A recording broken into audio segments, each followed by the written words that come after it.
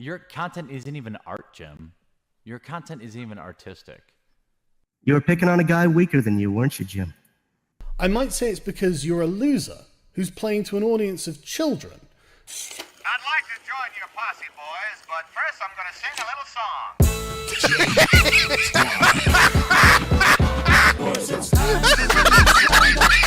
He's the very best. He's the roofiest, coolest cowboy in the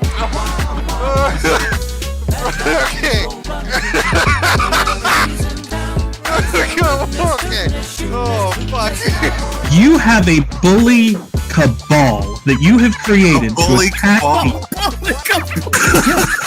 Outer heaven. What else would you call it? I'd call it the Sweet Squad. We spread hugs and love across the internet. Bullshit. You know that's not true. You know what you do. What about name the bully? No. Name the bully for a thing. Bully Hunter will help you.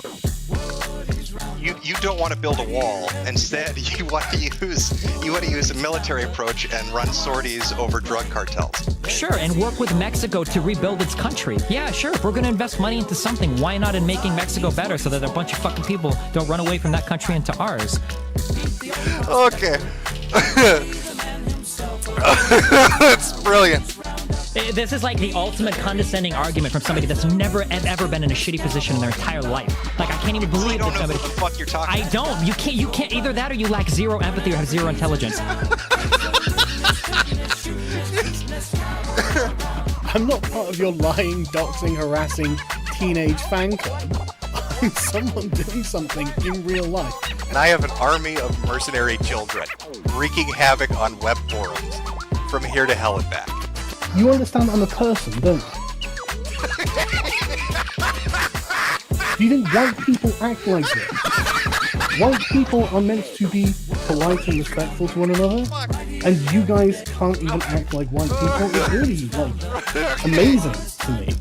Jim, it's people like you that need to get a bullet to the head. Because you're promoting hatred, bigotry. Is it bigotry against pedophiles? Pedophobia. It's pedophobia. You're low rent, low IQ trash. I was 100% right to call you a religious bigot. It's what you and your fans are. But as a white person who is male, you're never told that there's anything you can do. You have no idea what it's like to be told you're not supposed to do that. That's not the kind of job for you, because the sky is the fucking limit.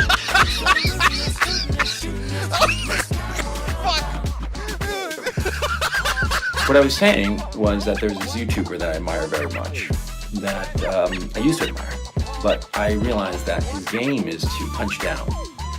But he always mocks people who are weak, who are small.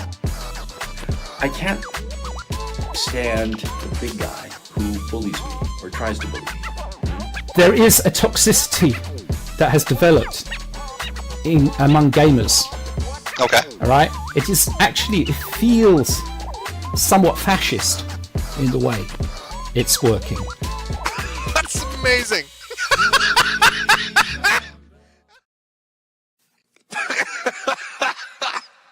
Okay, hold on. Here we go. Hey kids! It's time to have fun!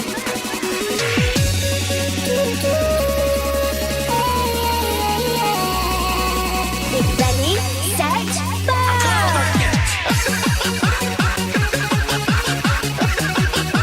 What the fuck did that say? This is so good.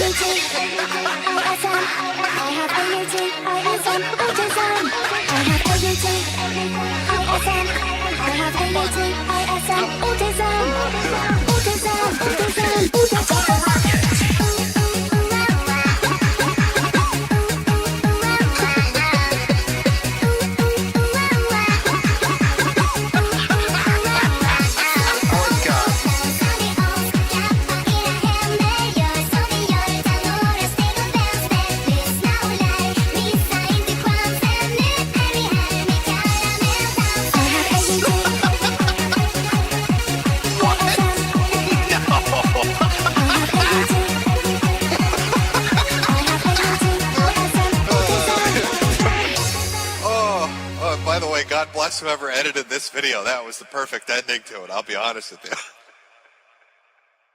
you. Hello everyone. You know who this is. Yet you have absolutely no idea. Of course.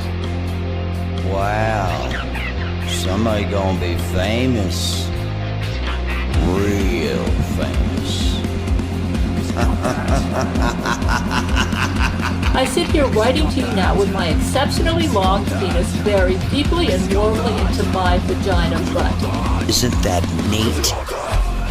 Trophy Hunter 77 has joined the game. Call 911. This place needs to be swatted. It's obnoxious. You have a bully cabal.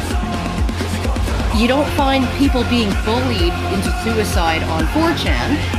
I mean, this is ridiculous. Okay, if he says any more bad words, I'm gonna hang up on him. He doesn't own Kiwi Farm, and he dies laughing. A little kid named Moon owns Kiwi Farm. How do they make this more and more epic every time? We're defend ourselves. I'm sorry, I'm a soy-filled bitch and like videos. Aim. If we get Donald Trump just to tweet out, I mean, you know, just a tweet that mentions the hashtag Gamergate, it doesn't even necessarily matter how we use it. Man, the blue check marks are going to shit their fucking pants. It's 2019. I can't believe anybody believes in a spinning fucking ball of water. True. I bet you when Jim finds out, he's gonna just give me so much shit. One never knows when the homosexual is about. I've had over 1,000 rejections in real life, 2,000 rejections online, so that's 3,000 rejections total. I aim as low as possible. I aim for obese women, ideally ugly and obese. I would do anything just for a 300-pound ugly white girl. I said it's not even hot outside. You are not allowed to bring her to the hospital. No, you get no permission to fucking do it. You gotta be kidding. It's just like this declaration, right, of male dominance. Put that in your pipe. I definitely cheated on Super Mario with Sonic the Hedgehog. Stop doing this stuff. He's like the blue seductress who takes me out into the night and does wonderful things to me. Enough! Stop!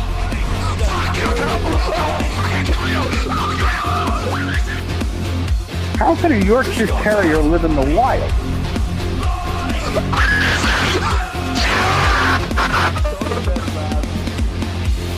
It's in plain sight, but you just don't see it.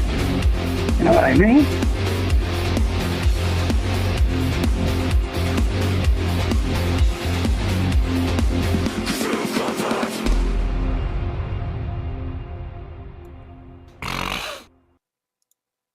Oh boy, I'm honking and snorting over here, chat. Oh, I've heard that a shambling corpse has risen from the grave, and it's not me. It goes by the name of Gamergate. Oh my god. Oh, sweet Jesus in heaven, Gamergate's back. The unkillable thing that won't die is back 10 years to the date. It's like some fucking horror movie. It's like some horror movie. Crawling itself out of its decrepit crypt. Shambling its way back onto social media. I see all the people talking about it. All the talking heads demanding that Donald Trump tweet about it. Of course, we'll talk about that. How can I not? Being forced to talk about this shit? Of course, why not? Oh. Do we need more energy? Do we need more energy now that Gamergate is back, chat? Do we need to get on up? Should we do a little wiggle, like our favorite piggy boy? Do a little dance, a little hooting and hollering, a little shuffle toe over here. Oh boy, Gamergate's back, and the gamers are... It's the revenge of the gamers.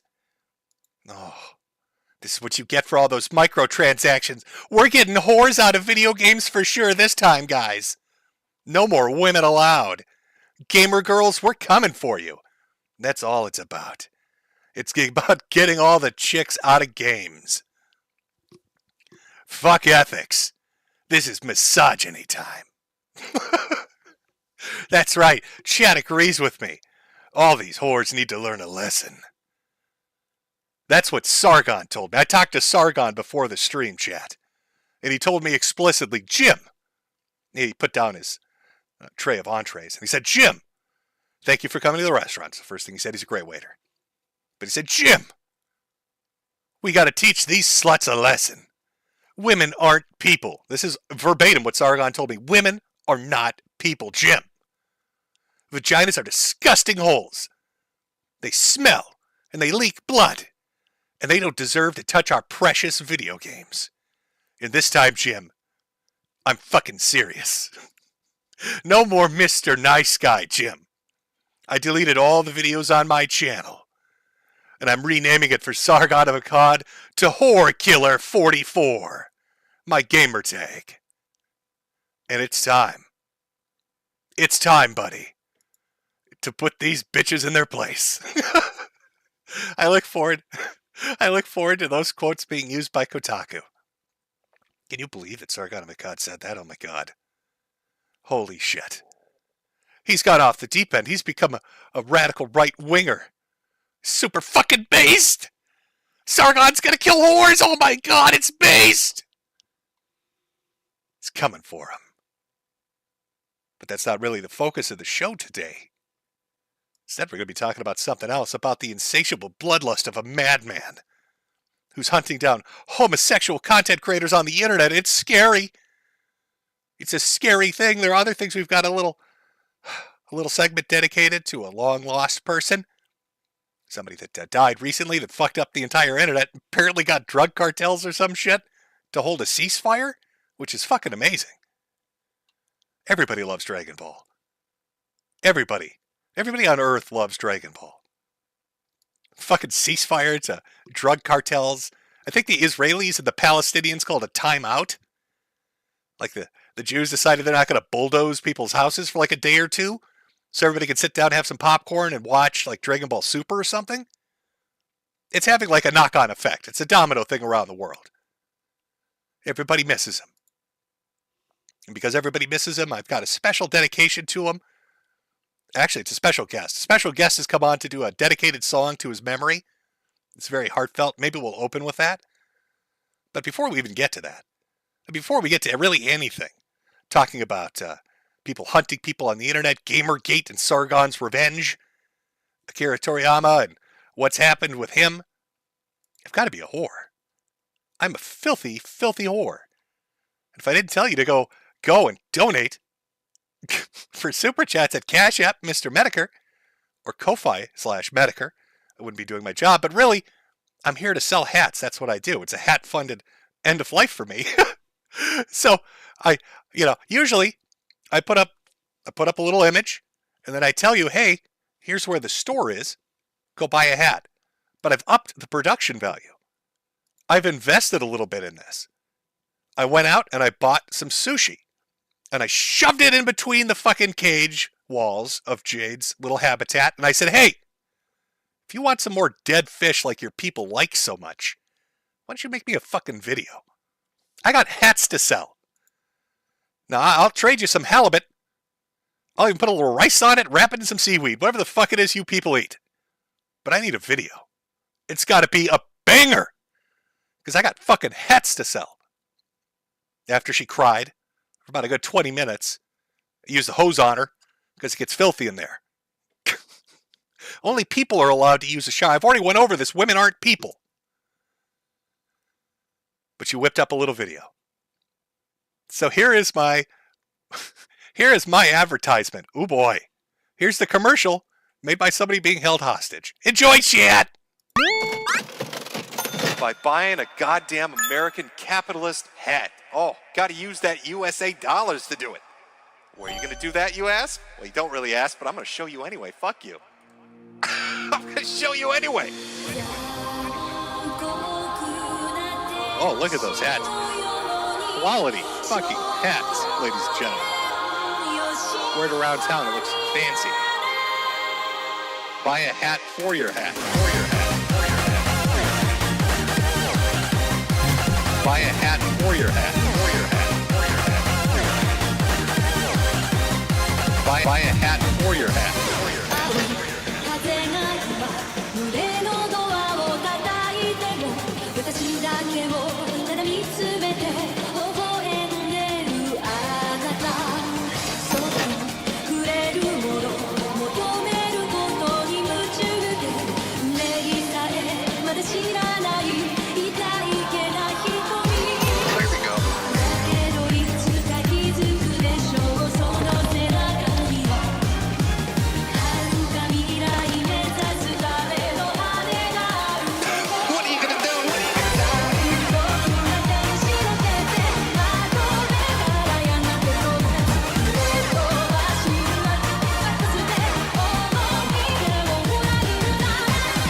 Look at those hats. Quality fucking hats, ladies and gentlemen. Buy a hat for your hat. Buy a hat for your hat. Wear it around town, it looks fancy. Buy a hat for your hat. When I'm sad, pay me. It's the only cure, really. When you're very sad, you need to pay me money. You gotta buy my fucking hats. Alright, that's the only way you're gonna teach these communists their fucking place. These lemon-loving motherfuckers. It's by buying a goddamn American capitalist hat. Oh, gotta use that USA dollars to do it. Buy a hat for your hat. Quality fucking hats, ladies and gentlemen. Buy a hat for your hat. Wear it around town, it looks fancy. Buy a hat for your hat.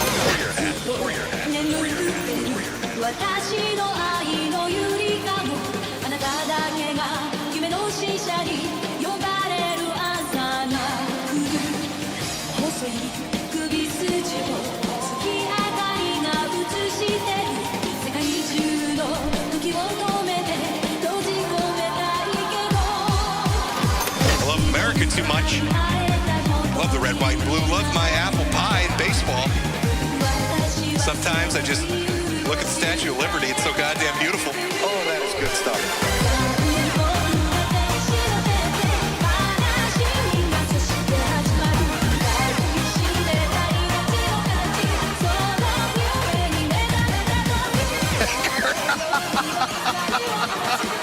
You know what?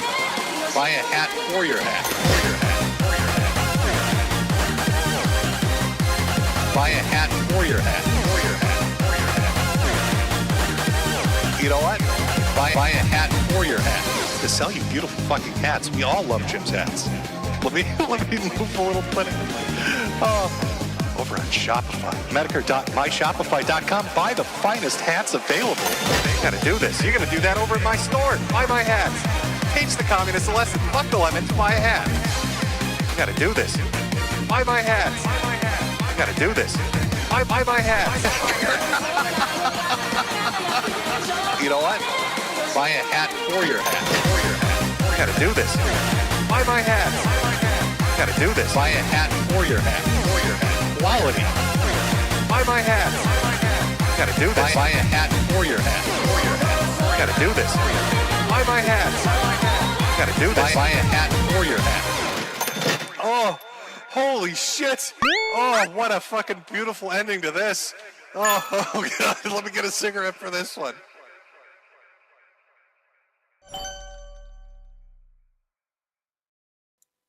She works pretty good for some sushi. I gotta take a little prodding, but I'd say that's a banger. That is a banger, folks. Again, that's MetokurMyShopify.com. Fantastic hats, Bully the Week sweaters, bento boxes, tumblers and cups and shit. There's a lot of stuff over there. There's a lot of stuff over there.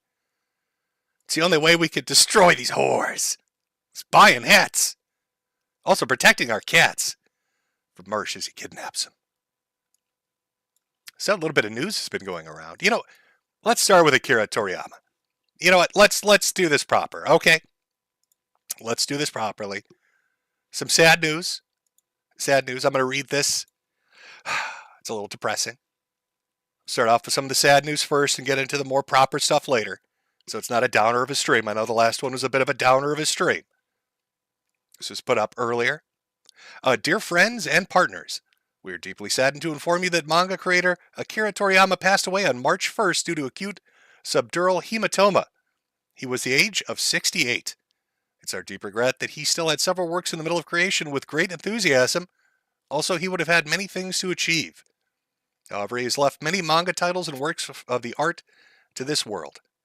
Thanks to the support of so many people around the world, he has been able to continue his creative activities for over 45 years.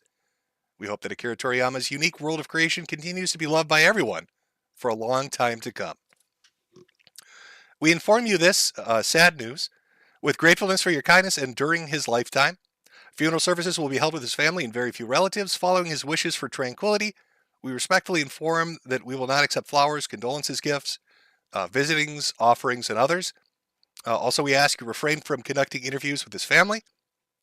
Future plan for a commemorate gathering is not yet decided.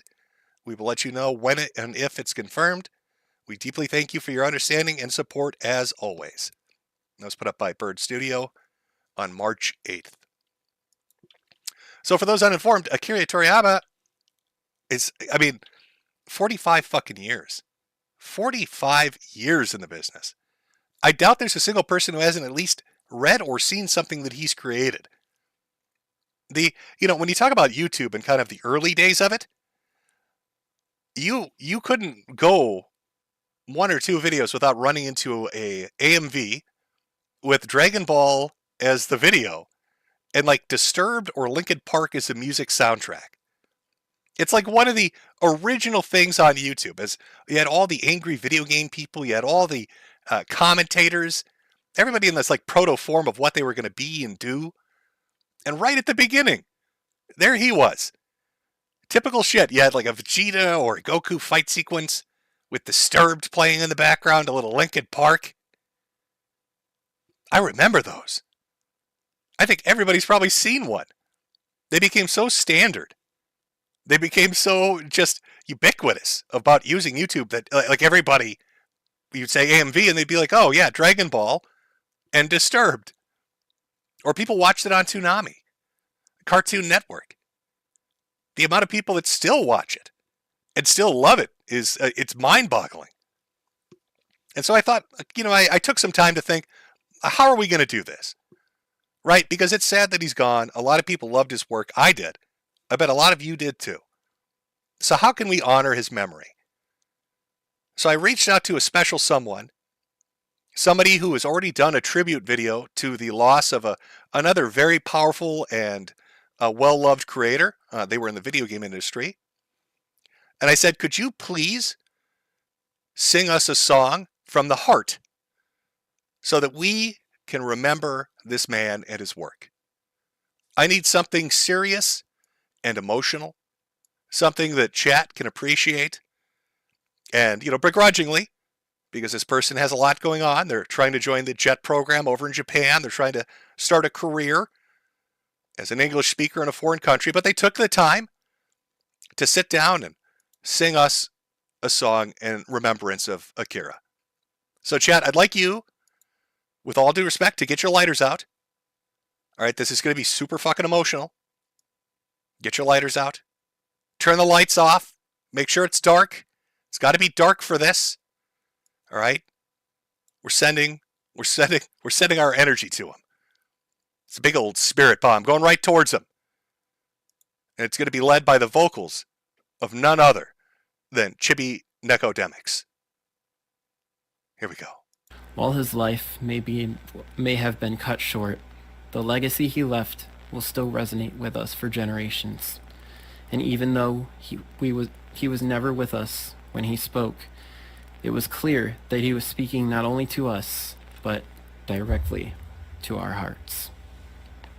I'll now sing a song from Earthbound called I Believe in You. Oh god, I'm getting emotional already.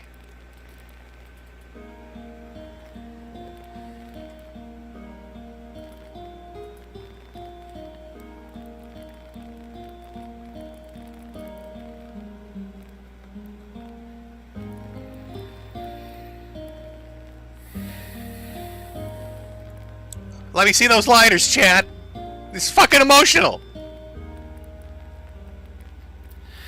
I believe the morning sun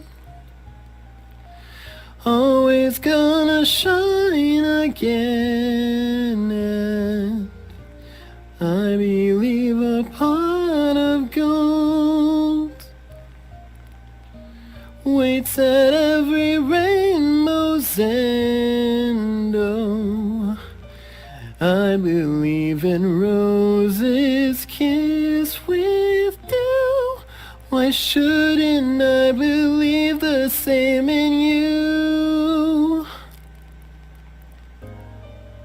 Oh god, I'm tearing up over here. I got my lighter out. Chibi, take us home. Take us home, you sweet angel, and sing to him for us. I fucking love you, Goku! I believe in make-believe, fairy tales and lucky charms, and I believe in promises spoken as you cross your heart. Oh, I believe in skies forever blue. Why shouldn't I believe the same in you? You may say I'm a fool, feeling the way that I do. You can call me Pollyanna, say I'm crazy as a loon. I believe in silver linings, that's why I believe in you. It's the voice of an angel. It's the voice of a fucking cherub. Oh god. Oh sweet god. You beautiful man with your beautiful voice. Keep singing, Prince. Keep singing. I believe there'll come a day, maybe it'll be tomorrow, when the bluebird flies away. All we have to do is follow. I believe a dream can still come true. Still, that's why I believe in you. You may say I'm a fool, feeling the way that I do. I believe in friends and laughter and the wonders love can do. I believe in songs and magic, and that's why I believe in you.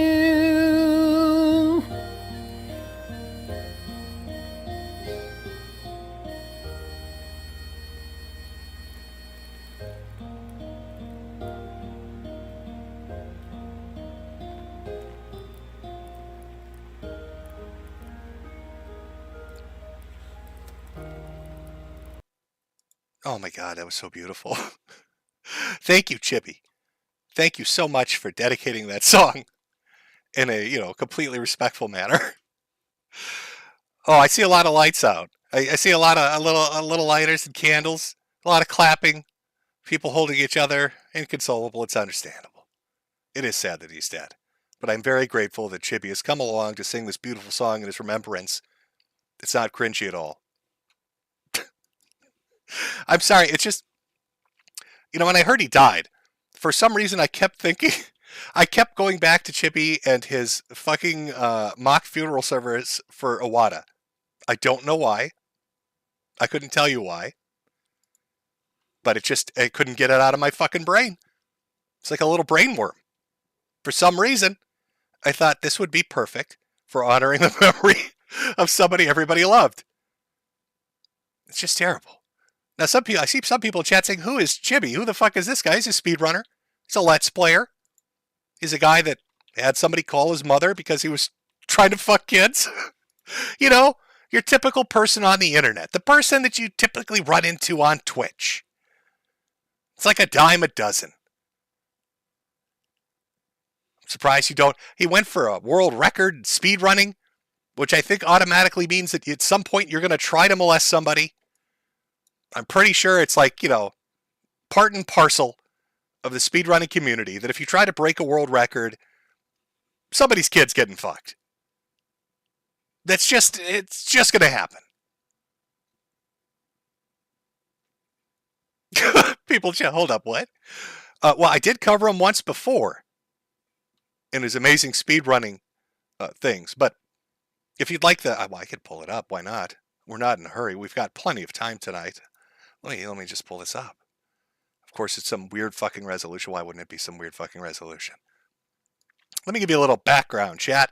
We're going to take a look at something before we get into the show proper. For those of you who want to be introduced to the man that has such dulcet tones. So our boy Chibi, speedrunner, Let's Player, video game guy, moving over to Japan, going to be part of the JET program. But he's a little socially awkward. Tiny bit awkward. So one day, somebody decides to call his mother up and say, hey, big fan of your son's content. By the way, after he autographs some stuff for me, could you explain why he tries to fuck children? Uh-oh. Whoopsie doodles. It's not how things wanted to go down for him, I don't think. His mom was a little stunned, to say the least. But I don't mind. We can listen to the audio. It's literally called, some guy calls Chibi's mom. It's like on one of those throwaway accounts. You know how the internet has these accounts that just exist where there's just random audio and video of people? And you never really stumble across it until some awkward moment, like some guy sings a funeral tribute to Akira Toriyama. And then you're like, oh, wait a minute. There's audio of people calling his mom asking about the kitty diddling. And since we've got, like 14K people watching, let's delve into some of it. I'm sure this will be super helpful for Chibi as he tries to get that job teaching children in Japan. This won't fuck his career up at all. That's mean. That's, Jim, you're being mean. He's trying to get a job in Japan teaching children. Why would you suddenly, to 14,000 people, play audio of him, people discussing his child diddling capabilities? Oh, I don't know. Should we do it, chat? Should we? Yeah, we should. I see knives out. Oh, I see knives are out. Knives are out. Oops, that's the wrong display caption. Go to Firefox. Oh, that's the wrong one, too. Jim, you're looking at the wrong windows. All right, let's try that again, old man. Old man's got it this time. All right. Well, fucking A. Here we go. It's like that? You like how I got it all centered in there for you? Oh, this will be fun. I haven't done one of these in forever. It's a little watch along. Again, all you need to know, chat, as we watch this guy's trying to get a job in Japan teaching children. Here's some audio about people asking why he wants to fuck kids. All right, let's go. Oh, spoiler alert. Chibi's name is Adam.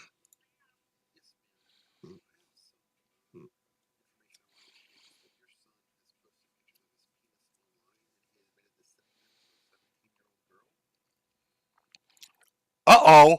Hi, I'm a random person from the internet just calling to ask why your son's showing his dick off to kids.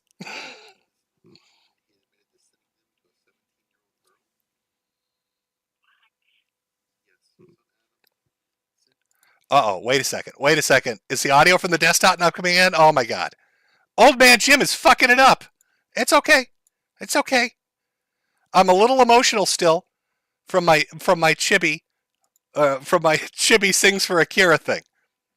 All right, that's acceptable. That happens. All right, I got tears in my eyes. I can't see the controls very well. The only way to console me from this This terrible plight is to buy a hat over at metokur.myshopify.com. Okay, audio should work now. I think a little Andy Worski rubbed off on me. I went on stream with him like a week ago, and I think my IQ dropped like 20 points. I've been walking into walls. First, I thought maybe it was part of the illness, but the doctors are like, no. I think you might have caught some of the tard from him. So I'm blaming Andy for this. All right, let's try it again. That first part didn't happen. That didn't happen. Here we go. Hello? Yeah, hi. Are you Adam's mom? Yes, I am. Yes, ma'am. I had some information I wanted to share you that your son has posted pictures of his penis online, and he admitted to sending them to a 17-year-old girl. What? Yes, your son Adam. Your son Adam is a fucking degenerate. Can you imagine? God, the internet's such a wild thing. Holy shit. Can you imagine being a parent and just getting a random phone call from somebody who says, hey, your child's sending their cock out to random kids on the internet. What are your thoughts on that? I love her reaction. What? 17-year-old girl? What? Yes, your son Adam sent pictures of his penis to an underage girl, and he posted the pictures of his penis online. Who am I talking to? This is Jonathan.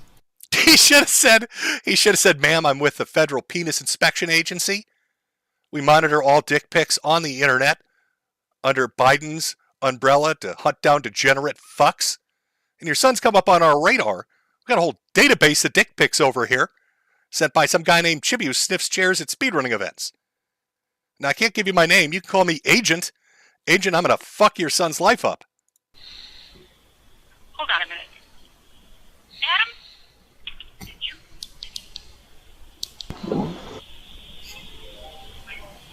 No, I did not. Well, someone's saying you did.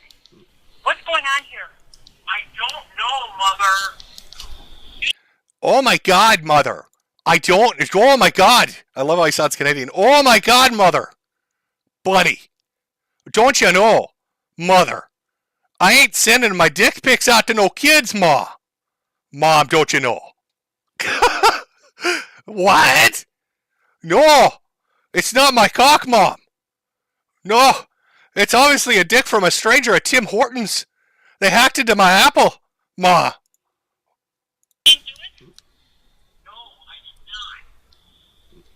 Well, this person's saying that you did.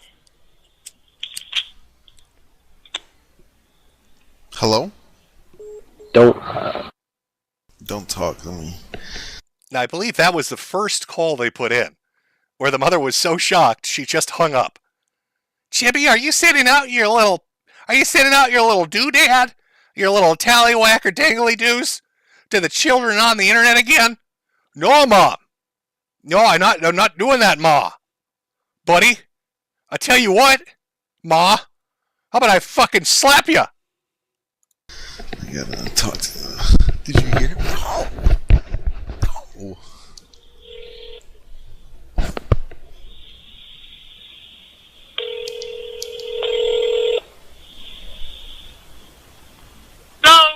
Yeah, hey ma'am, it sounded like we got disconnected. Yeah, I'm trying to figure out what's happening here. I'm really upset about what's happening here. Ma'am, if you provide me with your email address, I'll be happy to send the pictures to you. Ma'am, oh, listen, miss. I understand this is really messing up your head, but if you'd give me your email address, I'd love to send the pictures of your son's erect penis directly to you. Maybe you could give me your address, and I'll have a truck drive by with a billboard on the sign that'll be nothing but his dick. It'll say, here's looking at you, Ma. We'll do a little wink on it. Just to have artist rendition of a little wink right on the tip where the piss slit is. Would you like that, ma'am? If you Who want. am I talking to, though? This is Jonathan. Okay, and how did you, how are you affiliated? I'm just trying to figure this out. Well, the girl sent the pictures to me, and she said that Adam sent them to her. Adam, some girl that's 17 years old, did you know that? There's not a 17-year-old girl. You shut the fuck up, Ma. You're making me mad over here. I'll lather you up in some fucking maple syrup and I'll smack the shit out of you, Ma.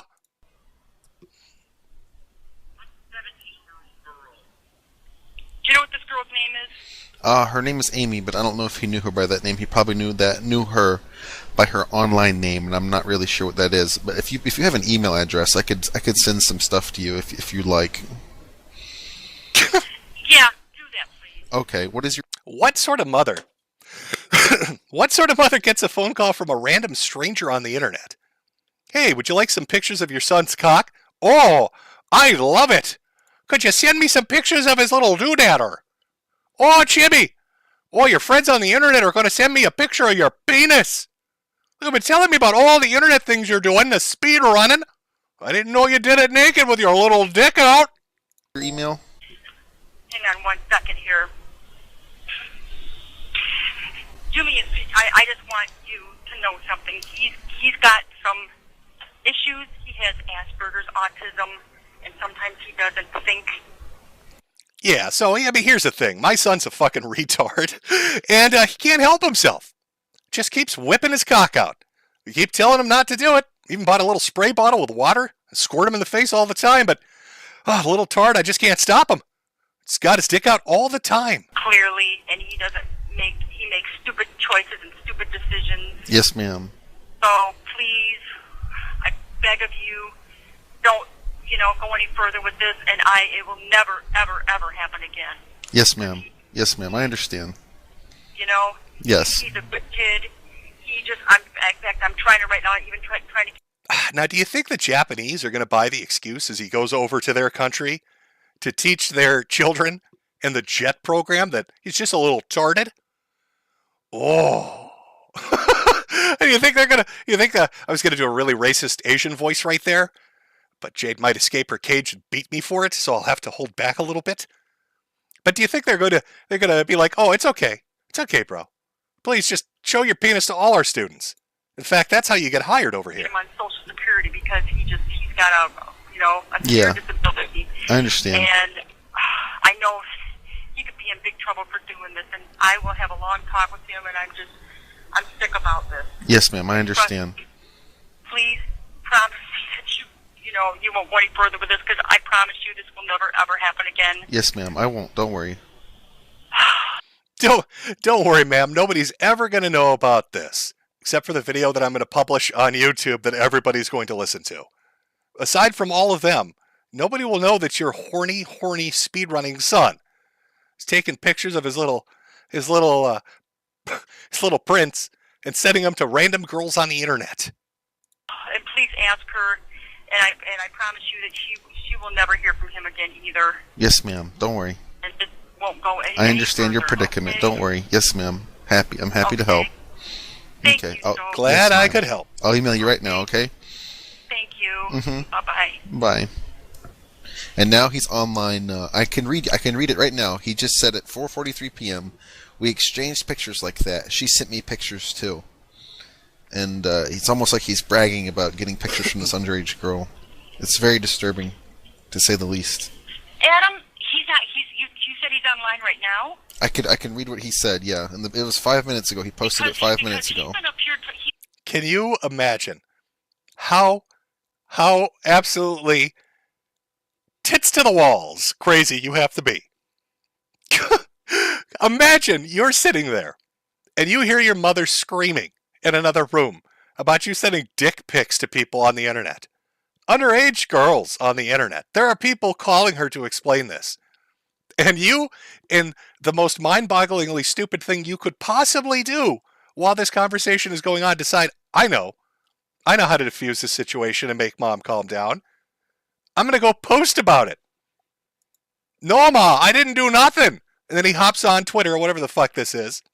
Oh, hey guys, I sent my dick pics to people, don't you know? He's been up here talking to Social Security. Well, he posted these... I'm the one that texted you guys back. Ma'am, he can post from his phone as well. He can post from his phone as well. He can post messages from his phone. Did you put something on there about how she sent stuff back to you too? Did you? No. I can read it. I can read it right now. I can send you screenshots if you'd like to. Hold on. Okay, tell me. We exchanged... Tell me what you were going to say? Want me to say it? We exchanged pictures like that. We exchanged pictures like that. She sent me pictures too, is what he said. He said, I was 18, she was 17. Did you say that? Yeah, I did. No, Ma, it's totally untrue. Oh, no, that one, yeah, I did say that. Yeah, Ma. But don't you make me slap you, bitch. Did you say that? Yeah, I did. Well, because I just... I don't know. Chibi's kind of scared. Chibi's kind of scary to her I would because be more than happy to talk to her. He has a girlfriend right now that he really cares about a lot, and she said that he had some really violent, like, I don't know, fetishes and stuff. He wanted to. Yeah, ma'am. Your son told the girl after he sent the dick pics that he wanted to punch her in the tits. He just kept saying it over and over again. Sent his penis. It was fully erect, and just said, "This is what the thought of punching your tits makes me." It's very disturbing. I want to beat you with chains, pour gasoline on your face, and shit down your throat, ma'am. Chibi, did you say you want to shit down a little girl's throat? Have sex with men and make her watch and things like that were just very disturbing. That's what he said to her? Yes, ma'am. What back then? Yeah, he wanted to have sex with a man and make her watch, and that really frightened her. Ma'am, I believe your son might be what we call, in the parlance of the scientific community, a fag. He wanted to fuck a man. He wanted to get fucked in his ass. He wanted to make this little girl watch him get fucked in his ass, miss. Your son wanted to get his rectum ruined, anally annihilated in front of this sweet, innocent little girl. She was singing church hymns. She was singing church hymns, ma'am. And he asked for this man with a gigantic penis to absolutely blow his bowels out, miss.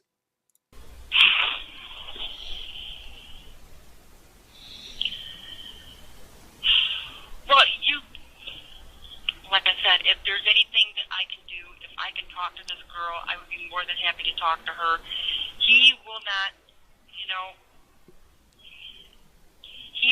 he has not done anything like that. I mean, back then, I know he dated someone, we said Adam, though he was 18, he had the mentality of a 13-year-old. Yeah, I understand. You know what I mean? I understand, yes, ma'am. I'm sorry to trouble you with this. I didn't mean to, yeah. He had some weird fetishes back then. He had some weird fetishes back then. So, like, not only is she getting phone calls from random people on the internet talking about his kinks and wanting to get fucked by men to an audience, but, like, she's aware. Oh, no, yeah, this happened before, yeah. Yeah, he wanted to be smothered in shit and then beaten with baseball bats because it made him horny. Yeah, his dad and I knew about that. Yeah, it's a little weird. He's really a nice guy. I don't know. He's trying to do something on, the internet and working for a company, and he's got all kinds of people calling him and telling him that they want to try to have him commit suicide. They don't need any autistic kids online. They don't need any autistic gamers. Oh, that's really sad. On there, and I know he used to wear this stupid collar around his dumb neck. Yeah. Yeah, I'm aware my son used to dress like a dog. Probably because he likes getting beaten like one, because it makes him horny. Chibi, do you want to tell the stranger on the phone how much you like dressing up like a dog? And how it makes your dick get hard? Why did he wear the collar? I was very confused. Yeah. Huh? Why did he wear that collar? I was confused by it. Oh, okay. Because it was a video game character that used to dress with this long coat, wear this thing around his neck or whatever. Oh, okay. He just had a lot of screwy ideas. Yeah, my son's a bit of a fucking psychopath. We keep him locked in his room and we feed him Tim Hortons all day long and hope he doesn't fuck the furniture. We got so many holes in our couches because he keeps banging away. Okay, gotcha. If he took the collar off, he would die. And just crazy ideas. He was a big guy, is what you're saying. I understand. What's that? He was a big guy. No, he just had a lot of crazy ideas that were just a little off the wall. Just a little off the wall. Just that he's a little confused. What the fuck? Oh, I've listened to that audio before, but I forgot how insane it is. And I forgot how his mom totally sold his ass completely up the river. Just right up there, she didn't even give a shit. It's like, oh, my son's a fucking nut. He's a nutter butter. He's a little nutter butter. Oh, he gets into some crazy shit. Oh, we had to lock him in his room. Fuck the furniture, don't you know? That's Chibi. That's our little speedrunner who did that dedicated song to Akira Toriyama in memory. Rip and pepperoni. Might be wondering what's he up to lately. Well, he's trying to get a job teaching children overseas. Best of luck, Chibi. Hope that works out really well for you, Adam. Can't see any problems arising from audio like this existing on the internet, where your parents talk about your weird sexual fetishes and your desire to prey on underage girls by sending them unwanted dick pics. Sure, things are going to work out real well over there, buddy. Sure, you're going to be Japan's #1 English teacher. Oh, no. I don't know how the jet programs run. I don't know if they ever, just go on YouTube, look shit up. Like, hey, maybe we should go look some stuff up. Maybe this guy in the dog collar, maybe he's a fucking psychopath. Maybe he's a little demented. I don't know. Should we go take a look? Should we look at some things? Maybe double check to see if this person might be slightly fucking unhinged? I don't know. This is the sad reality of what happens when you become a speedrunner. A lot of people like to say, hey, those weebs are weird. Those VTubers are weird. Those video game enthusiasts are weird. But it's the speedrunners, folks. There's something about speedrunning that mentally unhinges you. I don't know what it is. There's something about speedrunning that makes you lose control. And either you become a troon, or there's audio of you that gets leaked trying to persuade little girls to watch men fuck you in your butt. The next thing you know, you're talking to mom and dad about it because they've locked you in a room because they don't know what to do with you. And you're force-fed Tim Hortons for the rest of your life, which sounds like a fucking fate worse than death. If you like really shitty pastries and overhyped coffee, I mean, maybe. But if you're a normal person, you're probably going to slit your throat. Sorry for all the Canadians out there that love Tim Hortons. I know that's your thing. But now you'll always associate it with Chibi wearing a dog collar and getting butt fucked. How do your parents find out about that? How does that come up in conversation? What kind of fucking dinners are you having at your house where that's coming up in conversation? You just drop that on mom and dad?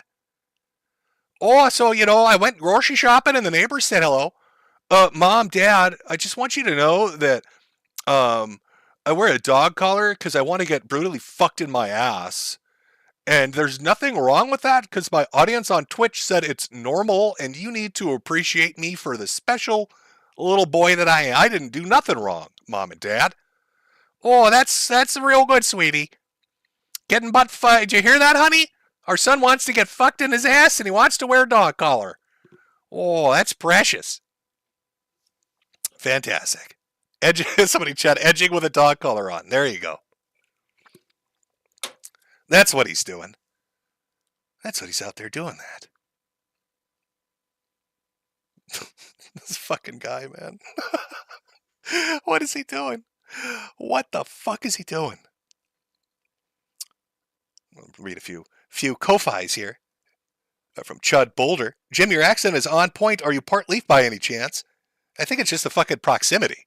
I think it's a proximity to a Canadian stand that makes things like that.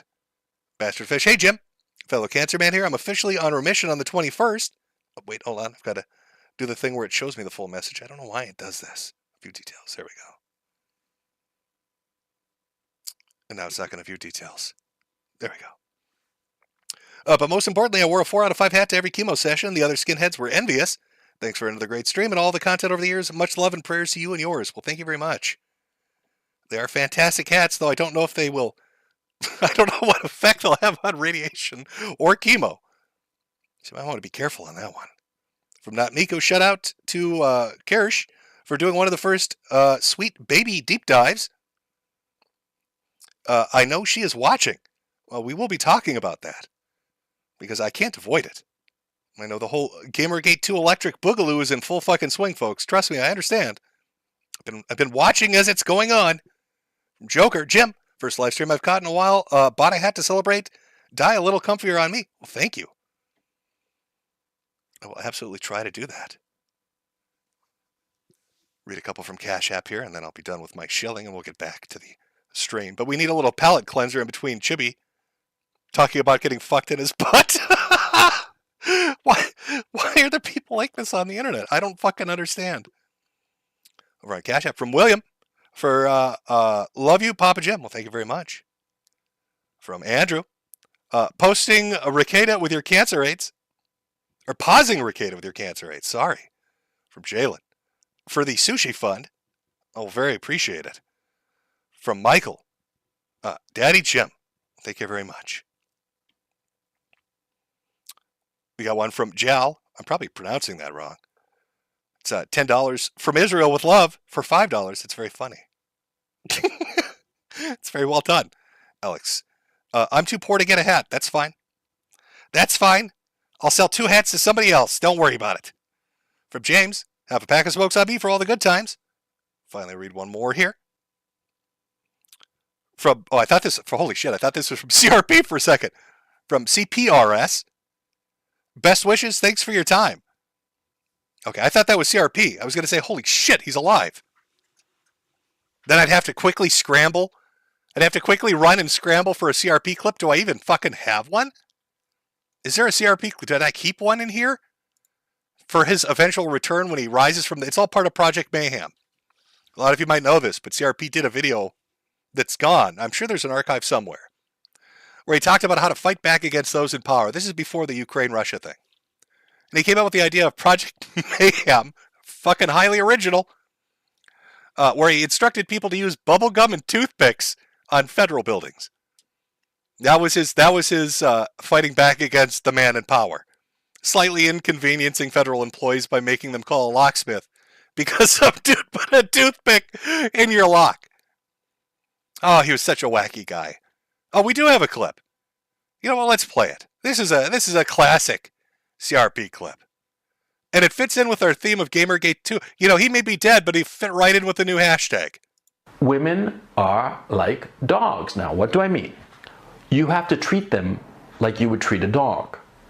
You ever go up to a dog and you're afraid of the dog and the dog senses it, and the dog gets up and smells the fear coming off of you and starts barking at you and snarling at you and showing its teeth, and it's pissed off at you and doesn't like you. And you're like all insecure and tentative, like, I'm sorry, hi, can I get you a drink? I just want to be friends, please don't bite me. And what's that woman gonna do? She's gonna snarl at you. She's gonna look at you like, ew, creepy, ew, rough. If you're firm and self-confident, they respond. They get relaxed, see? Just like dogs. You go up to a dog, you know, a big, mean Doberman Pinscher, right?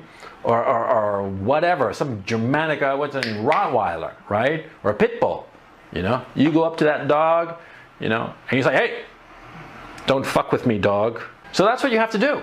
You have to treat women like dogs. Sound relationship advice from the master himself. Gone before our time. You gotta treat them like dogs, yeah! I can't do it as well. Like, Godwinson's got a really good CRP down. He does the yah really, really good. PPP can do it pretty well too. You have to be gifted to really get CRP's yah. You know, I know over in Suvrok, who does stream snipes over on kick.com, he's got a whole TTS system built with like everybody on the internet's voice, which is great. And slowly the robot is learning. It's learning how to get that yah down just fucking right, so it's almost perfect. So you can still hear that whispered guidance from beyond the ether of Coach as he yaws at you. And we're never going to get that Knoxville footage. He had Knoxville footage. We'll never see that. We'll never get to read Wilshire Boulevard. A lot of shit lost to the ages. You know, I'm going to probably have to edit that Chibi video and make him do a dedicated song to CRP as well. In fact, maybe I'll just start a channel where Chibi just sings for people that have passed away. And then we could, you know, I almost want to, I wonder if we took that Akira tribute video and then sent it over to the Japanese and told them that he was confused, and that's why he had Nintendo characters on screen, because he kept thinking that Akira Toriyama was the creator of Nintendo characters. I wonder if they'd believe that. I wonder if they'd be like, oh, this poor handicapped child. He's so confused. He doesn't understand anything. Yeah. We keep getting all these emails from these Americans talking about some dude in a dog collar with dick pics, and he keeps singing tribute videos because he thinks Akira Toriyama created Pokemon. Who the fuck is this guy?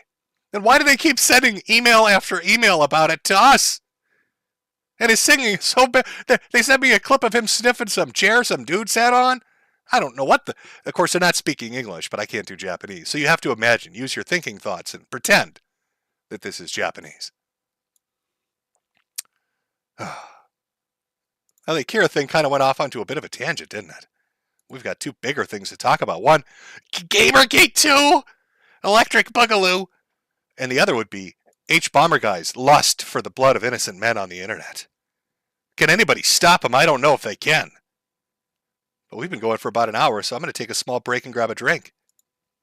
When we come back, we're going to take a little walk down memory lane.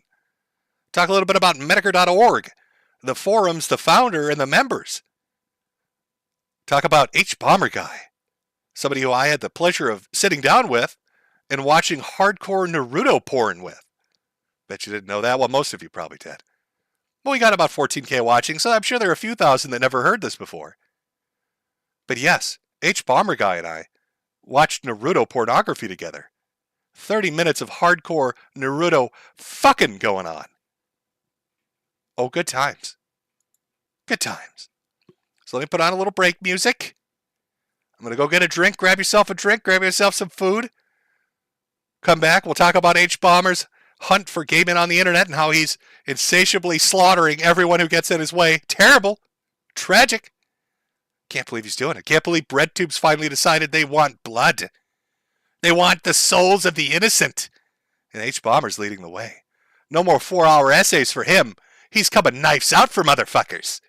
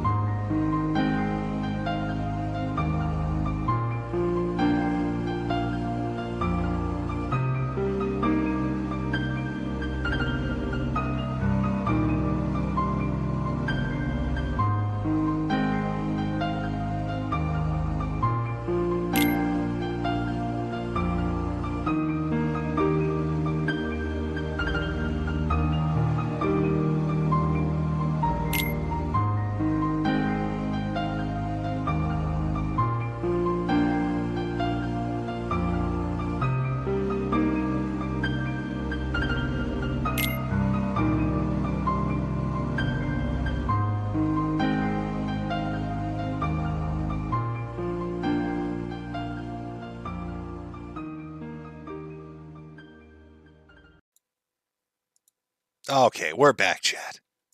Somebody said, can I get a 10-hour loop of this? Huh. Can you ever?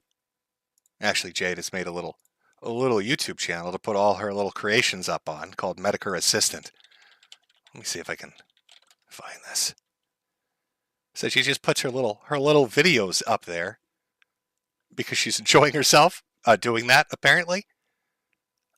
These are her own little creations as she fucks around in editing programs, and far surpasses my ability. I mean, you've heard my videos and streams over the years. I'm still using this tin can mic shit. My idea of editing is really rough and dirty. She's got to be all fancy about it. Let me find a video here. You know what? We'll play that one.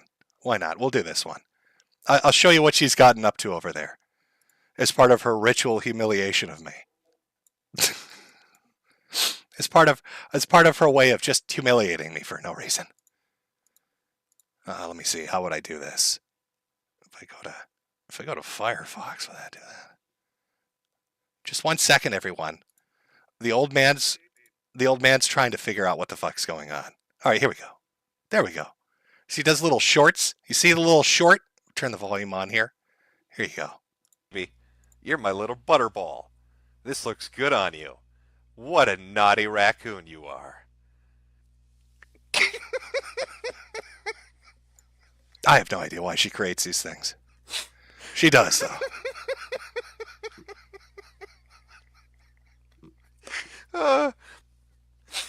Look at that little raccoon hat. Look at that. It's adorable. He's a little butterball. There you go. There you go. That's part of my ritual humiliation. There you go. There you go. I hope you enjoyed that. You can go loop that on 10 hours if you'd like. I'm not sure where that got pulled from. She tells me there's a stream, apparently. Or it's like Monday and Matt was wearing a raccoon hat for some reason. I don't know or even remember this. This could have been like really early days when I was just so drunk I didn't know what the fuck was going on. But she found it amusing. Because apparently I called him a little butterball. Oh, fuck me, man. I don't know. Liquor will do shit to you, folks. You got to take that shit in moderation. Otherwise, you got audio out there that's making no fucking sense. It's just, it's crazy. Speaking of crazy, let's get into some H-bomb. I know a lot of people chat like, who the fuck is Hbomberguy? Well, if you were a bread tuber enthusiast, if you were a lefty-leaning sort of person, you probably saw them. Part of the whole crowd. You've got people like ContraPoints and Vosh, Lindsay Ellis, Hassan Piker, I suppose you could consider part of it too. Kind of left-leaning politically, but they still talk about video games and anime and other shit. And then put out long essay videos that are somewhere between 1 to 18 hours long. And he's one of them. And he put a video out recently talking about the hard-hitting plagiarism that's going on YouTube. You can see it's a very popular video. It did incredibly well for him. 3-4 hours long. 500,000 likes. 17 million views. Quite a bit of views. A lot of views. Raking them in. So he puts this video out talking about plagiarism. He had a few people he talked about. One of them was the internet historian. Because we all know the most serious thing you can do on YouTube is plagiarize. Everybody is fucking original over here. OC Donut Steele. Really taught the internet historian a lesson, didn't he? But other people were mentioned in the video, and other people were brought up in conversation related to the video. One of them was somebody by the name of James Somerton. Now, James decided to start deleting everything, and then he posted something up in relation to this video being put out. Let's read it. If this message is live, it means I scheduled it before ending things. I have videos scheduled to go out over the next couple of days. Nothing new. I just wanted Nick's portfolio of work to be available. I've left directions that any money from those videos be donated to the Canadian. What is with Canadians? Actually, what the fuck? All right. Videos be donated to the Canadian Association for Suicide Prevention. They've tried very hard to pull me back, but there's simply no life for me anymore. I don't know if we should donate to them if they've already failed at their fucking job. James, I'm just kind of throwing, I know you're dead now, but do we really want to keep throwing good money after bad? If they were good at their job, you wouldn't be writing this note, would you? They've tried very hard to pull me back, but there's simply no life for me anymore. I've lost everything. My only friend, my livelihood, my name, and it's all my own fault. The world will be a little bit better off now. Goodbye. Oh, shit. It would appear that James Somerton has killed himself as a direct cause of Hbomberguy's expose on his thievery, his plagiarism. But it goes deeper. No, it just goes deeper than that. There we go. This infographic, true and honest, has been circulating around the internet, sharing dark fucking secrets. Let me read it to you. Above is a video by Hbomberguy released. Its publication date is December 2nd, 2023. Below is a Kiwi Farms thread. Its first post, the OP, was published February 21st, 2017. Both are about James Somerton. If you look, you can see the Kiwi Farms thread clearly says James Somerton. Our plans to get this guy to kill himself by saying he plagiarizes other people. And that's that date, February 21st, 2017. Years before Hbomberguy. Holy shit. Hbomberguy stole the entire idea for the content of the thread just so he could claim the kill for himself. It's rumored that James even went so far as to carve Harry's name onto his stomach so when they discovered his body, Hbomb could claim the kill for his tally. Stealing others' work is never okay. It takes a lot of time and effort to drive a man to kill himself, and Harry just taking the work of others is fucking disgusting. How about you cite your sources, Harry? How about that? Well. It would appear that our boy, Hbomberguy, is a fucking plagiarist. Swooped in there and stole Kiwi Farms' kill. As you know, Kiwi Farms is the internet kill factory responsible for the murders and suicides of hundreds of people. And they've been looking at James for a long time. Here comes Hbomberguy, makes his fucking video, and steals that kill. I mean, you got to understand something about Harry. I know a little bit about him since we were on the same forum together. He's a fucking psychopath. Did you know there are folk songs about him? And his never-ending killing sprees? Bet you didn't know that. But it's true. In fact, I've got one here for you. This is adult content. If there are children watching, they may want to avert their gaze. It's quite a harsh song talking about his lust for blood. But we're going to talk about the real Harry, the real Hbomberguy, the real bread tuber out there slaughtering the innocent. It's just one of the songs. He scared so many communities, they've literally written songs about him.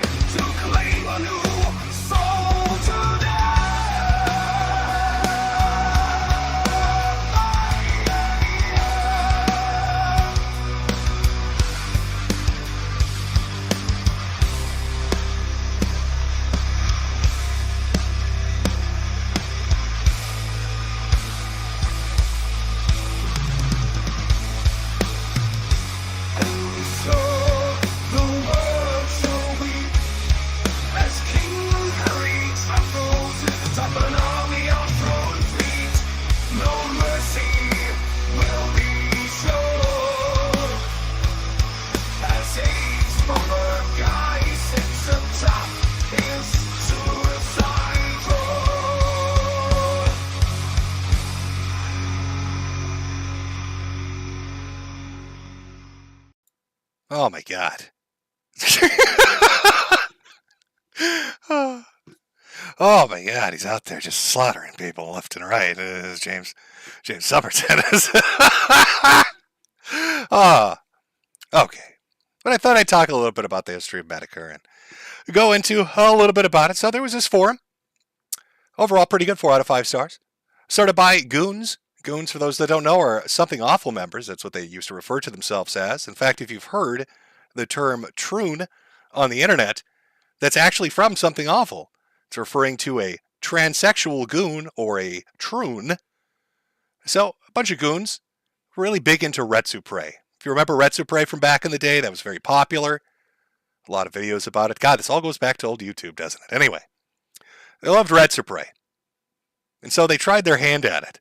I wish I could find the video. There's probably a copy out there somewhere, but a couple of the founding members, who Hbomber is a part of, as well as some others, tried their hand at Retsupre, and it was a fucking awful video. They just got their shit pushed in. They were very, very upset about this. So they decided, being e-humorists, which is a serious term they used, they were going to start their own forum, because fuck something awful.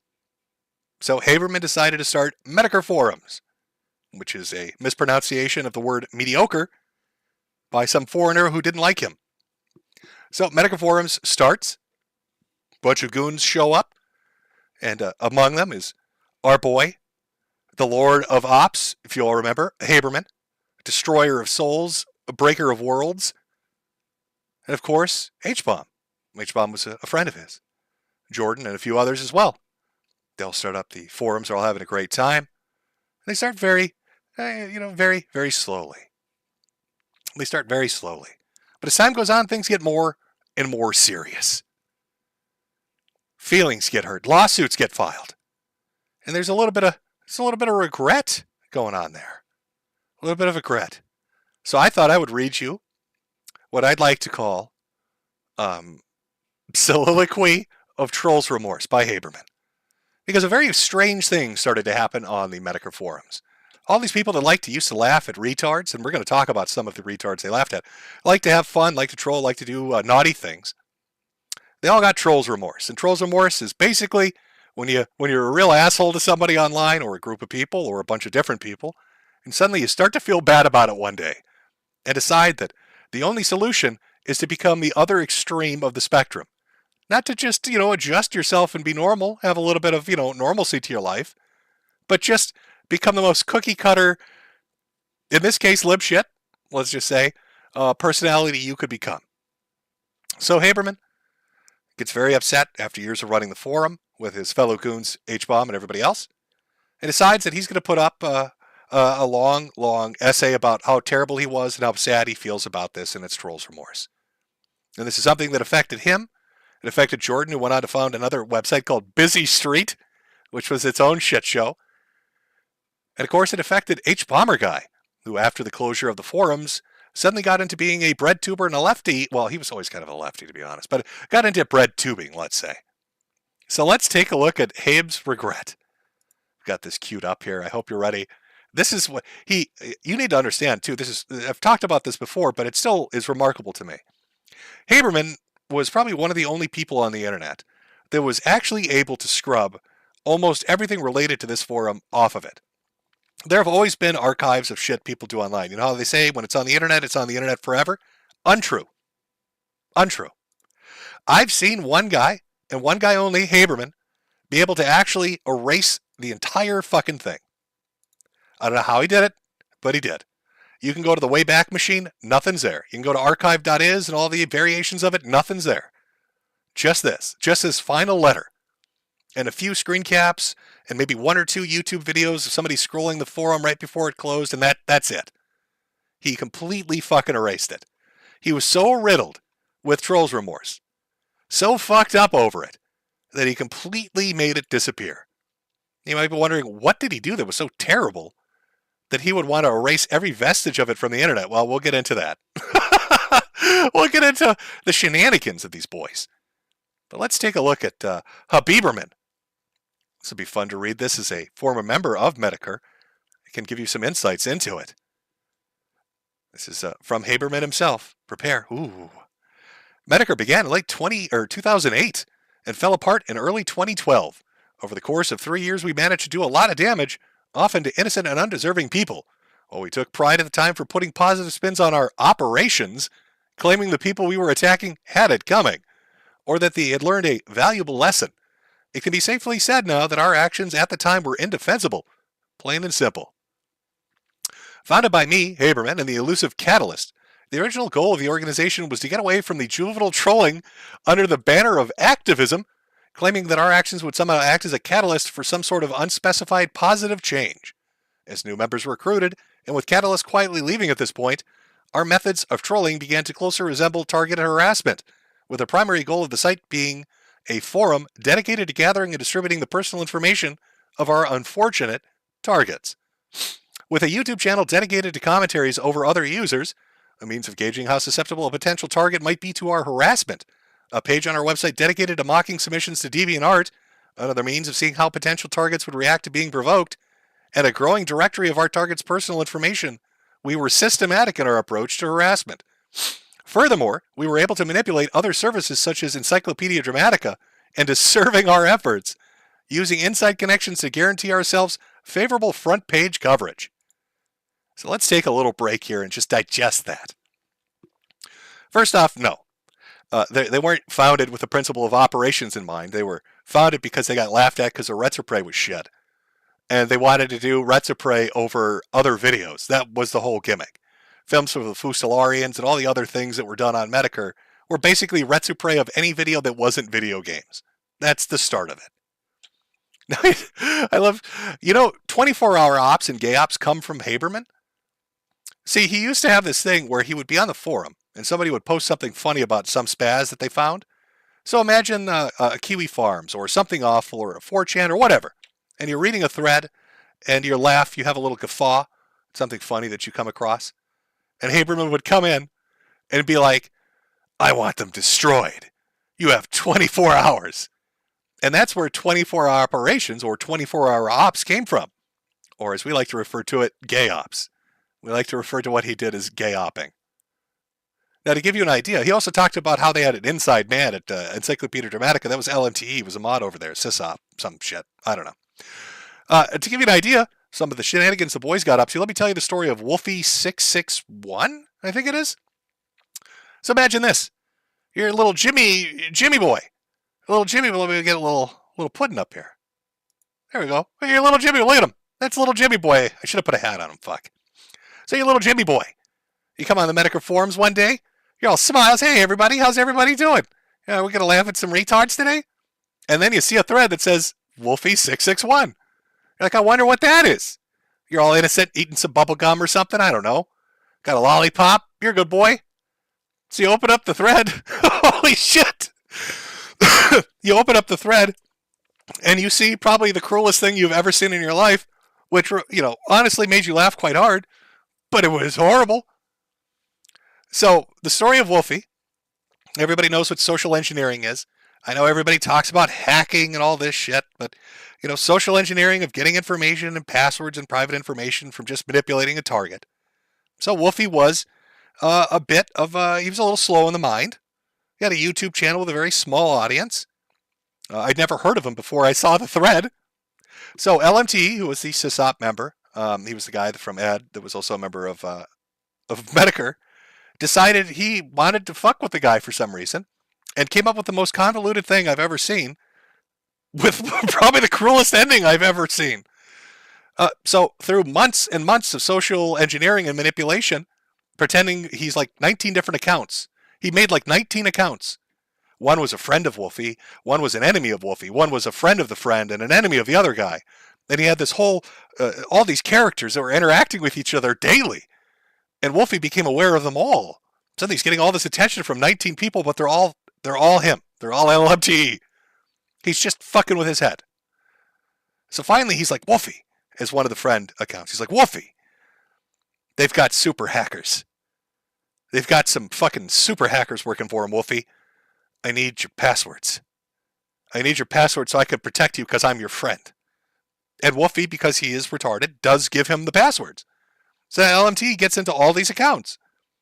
Then he comes back and he says, Wolfie, Wolfie, the hackers, they found out. Wolfie, the hackers have hacked me, and they now have your passwords. But it's okay, because I worked a deal out with them. They just want one thing from you, and if you give it to them, they'll give you back your passwords and your accounts. And Wolfie said, sure, what do they need? They need you to film yourself naked fucking your ass with a coat hanger. They need you to do this, Wolfie, and if you do this, Wolfie, they will give you back your accounts. So Wolfie took some time to think about this, but he's slow in the mind, of course. Again, remember, and he's been fucking with him for months. He used the other accounts, and he convinced him to do it. So Wolfie went on live stream and filmed himself for about 5 minutes fucking his ass with a coat hanger, which is as bad as what you're imagining right in your mind when you hear this story. When you hear there's a guy fucking his ass with a coat hanger.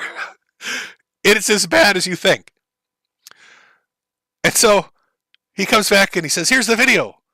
Can you give it to them, and can they give me my passwords and my accounts back? And LMTE says, yes. Thank you, Wolfie. I'll get you your accounts back. And then Wolfie, a day later, is like, have you got my accounts back? He's like, almost, Wolfie, almost. Just hold on. So then LMTE puts the video up on streaming services for like porn sites, right? Buries them on porn sites. And then he uses every contact Wolfie has ever used on every social media and all his emails to family and friends, especially to family. I think he wrote one to his dad especially. And it said, hey, Dad, look at me now. And it linked him to the video of him fucking his ass with a coat hanger. And then he messaged Wolfie and he said, okay, you can have your accounts back.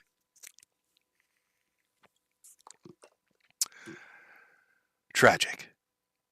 Now, I bring that story up because there were mean things that happened. You'd come across that on the forum. And that, by the way, was the environment that our boy, Hbomberguy, was a part of. He saw the same threads. He'd read the same shit I would, talk to the same people I did, on the same Skype groups and IRCs that I was in. Fully aware of it. Fully aware of it. So, aside from LMT doing things like this to poor innocent Wolfie, I could take innocent boy Jim off because Jim... Jesus. It was a hell of a morning. I mean, you don't really walk into a thread like that. Like, it was months of work. It was months of work. I don't even know how he found the guy. Like, I don't even know why he chose him, but he just did. He's like, yeah, this guy will do. I'm gonna make this guy fuck himself with a coat hanger. Holy fuck. And there's probably on Pornhub somewhere a video buried under some kind of tag or name of Wolfie that's still out there. The last I remember ever being posted in that thread were a bunch of like, what are they called? The people that are like horny for fat people? Those people like really liked the video. Like he found a new audience. And them, they were like, send us. So I believe what LMTE did was he took all the comments of people saying, hey, you look pretty sexy, fat boy, and just would forward them to Wolfie and his family. It was just cruelty upon cruelty. But that wasn't done by the Lord of Ops. Let me just, again, reiterate. I know. He did much darker things. Anyway, let's get back to I just wanted to give you a little idea of some of the mean things that were going on there. Okay. At the same time, we managed to... Oh, let me make sure that's clear. Okay. At the same time, we managed to maintain a legitimate front by enlisting less insidious individuals to create content for us, which allowed us to continue to pass ourselves off as activists and e-humorists. Of course, the true intent of the core members of the organization was far darker. Again, who would the core members of the organization be? Let me think here now. Who would it be? It'd be Haberman. And, Haberman's friend, his good goon buddy, would be what I would consider a core member. As opportunities for larger exposure presented themselves, we took full advantage, continuing to contribute to and manipulate. ED would eventually win a sysop status on the service. Our sites and channels began to establish their own fan bases, many of whom were blissfully unaware of our true purposes. We established secret connections with established internet personalities who enlisted our help in sabotaging their competition. We brought ourselves near national attention when news media began to cover a game under development by the title of School Shooter North American Tour, which thankfully was never actually distributed. Now let me give you a little history on this too. So I was the idea guy behind this. So one day when we were talking, just shooting the shit, and I can't even remember, there was some story that was out about a school shooting. And I vaguely remember talking to Haberman and a few of the others.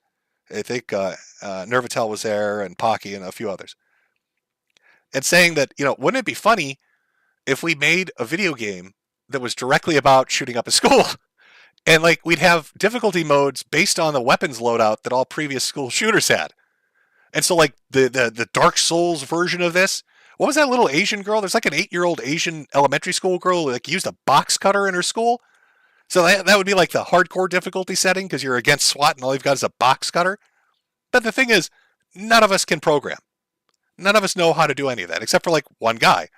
And so that one guy is the guy that ended up having to do the mod that was going to be this game. And so as the game was in development, as this mod is being created, journalists started writing about it and how horrible it was. It even got listed as, I don't know how this happened, but there's a Supreme Court case where one of the Supreme Court justices references this video game in their opinion, where they talk about it very briefly. Our shitpost of a video game made it to the Supreme Court. And it had to do with video games and creative freedom and all this other. It's very weird. But Haberman's grand plan for this was, and he talked to Fox News 3 times. He was going to get on Fox News as the creator of School Shooter North American Tour 2012 and get on with Jack Thompson. And then when Jack started going in about how video games are violent and terrible, Haberman, instead of disagreeing, was going to fuck with Fox and with Jack and say he absolutely agreed.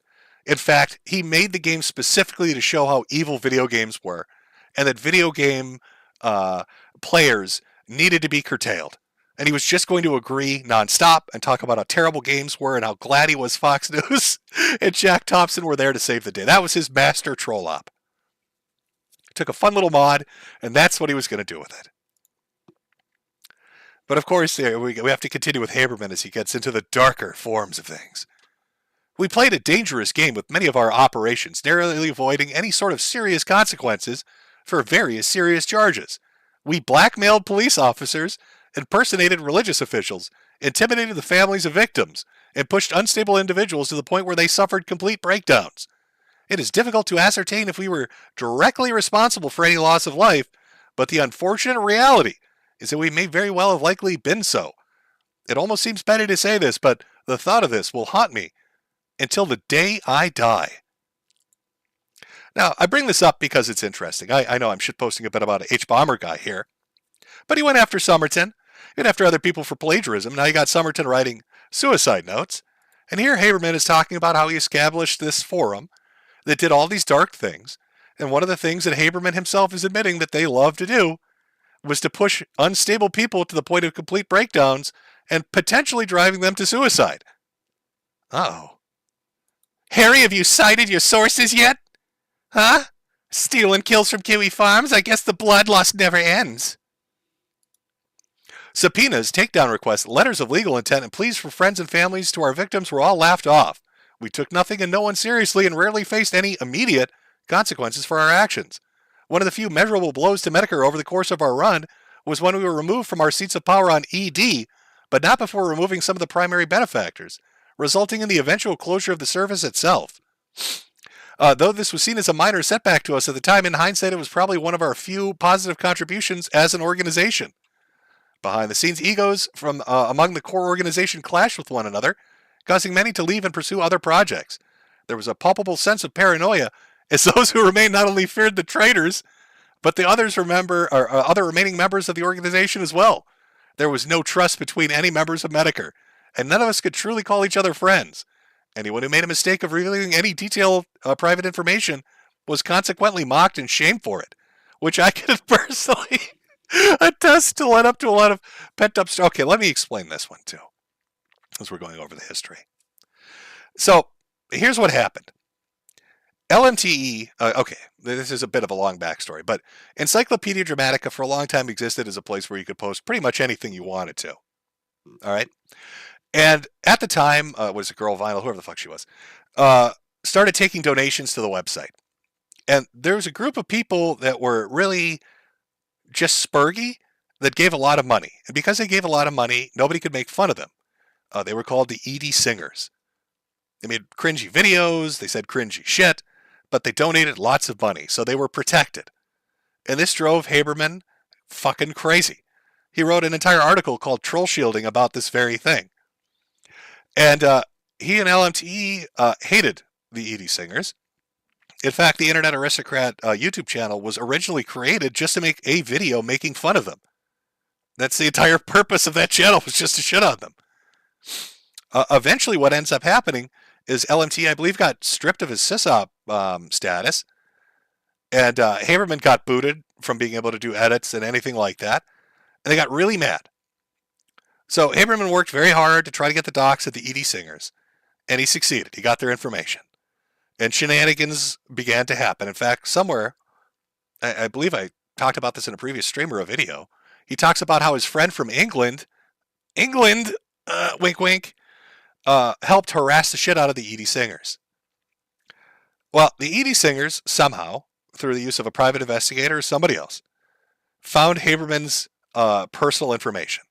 And they filed actual lawsuits against him in the state of New York and elsewhere, like civil suits. And it freaked him the fuck out. Because he was anonymous. I mean, he had his face out there, he was called Hbomber, but nobody really knew where he was, or what his name was, or any of that shit. So, Hbomber is now getting sued by fat girls that don't like him from Encyclopedia Dramatica. And he flips out, and he's like, we can't go after the Edie Singers anymore, we can't fuck with Encyclopedia Dramatica anymore, we can't do any of this. And then he foolishly tells all of us, by the way, I'm going on vacation for a week. LMTE's in charge of the forum. So when he's talking about how everybody was paranoid and they couldn't trust each other and traitors were stabbing each other in the back, what he's really talking about is we took all the legal information from the lawsuits, like his full name and address and phone number, and we made it a scrolling banner for an entire week on the website while he was gone and didn't have control of the website.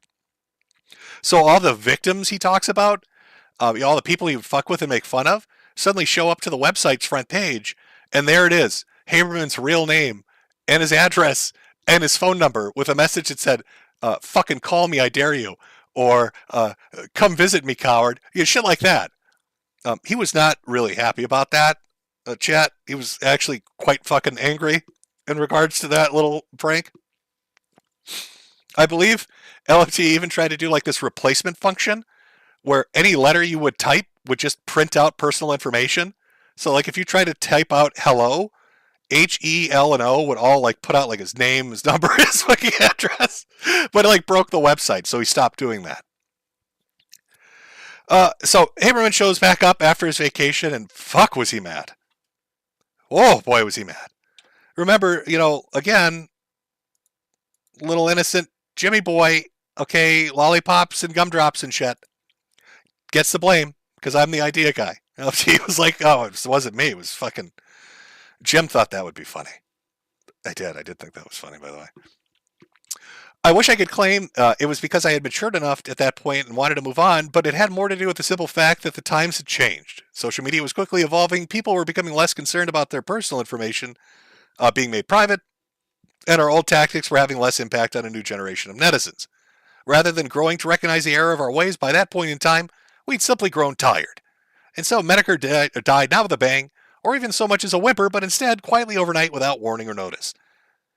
And I say good riddance to Metokur and all it stood for. Selfishly, I attribute it to the fact that I was forced to hide my own sexuality and harass my fellow LGBT peers, prolonging an addiction to pain prescription medication, stunting my emotional growth, and suppressing my sense of empathy, as well as generally enabling behaviors which I can now recognize as despicable. My association with the site cost me friendships, opportunity, and precious time I never can reclaim. I'd like to say, too, none of us knew if Hbomber was gay or not. Nobody cared. Nobody would have given a shit. But I guess he felt this was the deep secret he needed. Maybe we'd make too many gay jokes. God knows we made jokes about fucking everything in relation to one another. But the prescription addiction and alcoholism, yeah, he had a few instances there where he went a little too hard on the pills and the drink. I distinctly remember one conversation, like at midnight when he was in his college dorm or something, where he's a little shit-faced and he's like, I'm hungry. So he decides to order a pizza. And then he flipped out for like 20 minutes, almost crying, because he didn't have any money in his account. And he had to call like Domino's and tell him he was too poor to order. Like, please don't send the pizza to me. I'm too poor. I can't afford the pizza. And they were mad because he said he'd pay cash when they got there. But he's a little high. He wasn't really paying attention. That's our troll lord, god of the ops, Haberman, having a meltdown because he couldn't afford his pizza. However, I firmly believe that no pity should be spared on my behalf. The true victims of Metokur were the targets of our harassment and those who associated with them, many of whom became targets themselves. The system we developed for distributing and destroying our victims' very lives was pure evil, as were those of us who participated in the process. There are no excuses for what I did, and no means of justifying our actions at the time. We did nothing to accelerate any sort of learning process for our victims who demonstrated immaturity or naivete, and taught no lessons to those who battled on their own or battled with their own immorality. It's impossible to track exactly how many victims of Metokur there were, or even who many of them were. When I took measures to ensure that no archive or record of the site existed, the names and details of our victims disappeared with it. Personally, thanks in part to my painkiller-induced altered state of mind and also to my generally poor memory, I can't recall many of the details of Metokur's history. Attempting to recall even a general timeline of events comes difficult for me, and several of those who may still remember the finer details are likely unwilling to cooperate in an effort to make amends. And so it's with great frustration with myself that I must admit I've little else to offer than my sincerest, deepest regrets to those affected by Metokur. The consequences I face for my actions do little to compensate for the damages I've caused, and I live with the knowledge that I may never fully atone for my actions during Metokur's run. Not a day goes by where I don't think about the things I did and allow my thoughts to turn to self-hatred and loathing. And that's pretty much it. I mean, there's a little bit more here. Blah, blah, blah. What a terrible person I am. So sorry about that. Please watch The Dinner Dates, my new Let's Playing channel. Oh, you know, I'd like to take a second here also to just point out again, the moment he decided to set up a Let's Play, once you get into speedrunning, look at what happened to Chibi. Here's Haberman, suddenly just fucking demolished by Trolls Remorse, talking about being LGBTQ barbecue and all that shit. And all the horrible things he did, which were really, let's be honest, the only horrible thing that really ever happened on that website was probably what happened to Wolfie, and that was LMTE. Haberman's idea of targeted harassment and horrible things was really just laughing at fucking idiots on a YouTube video. But he sure likes to write about how bad it was. And Hbomb was there. He was there the entire time. He was a contributor to DeviantArt Coalition for Quality Control, or DQCC, or Q, whatever the fuck it was, which was an attempt to just fuck with people, tartlets, on their terrible, awful, shitty fucking DeviantArt accounts. In fact, let me show you some of the reactions. I've covered this too previously, but I'll show a little bit for the folks tuning in. Here's a DeviantArt account called Metokur Must Die. It's from 13 fucking years ago. I am a DeviantArt user dedicated to the destruction of the troll group known as Metokur. Their website, metokur.org, is used to launch attacks on DeviantArt users, YouTubers, and other groups of people on the internet. One page in particular, called the DeviantArt Coalition for Quality Control, is used specifically to target DeviantArt users and has scared dozens of artists off DA before they could even reach their full potential, just because of the characters they like or because of the friends they have. To the members of Metokur, I know you will read this.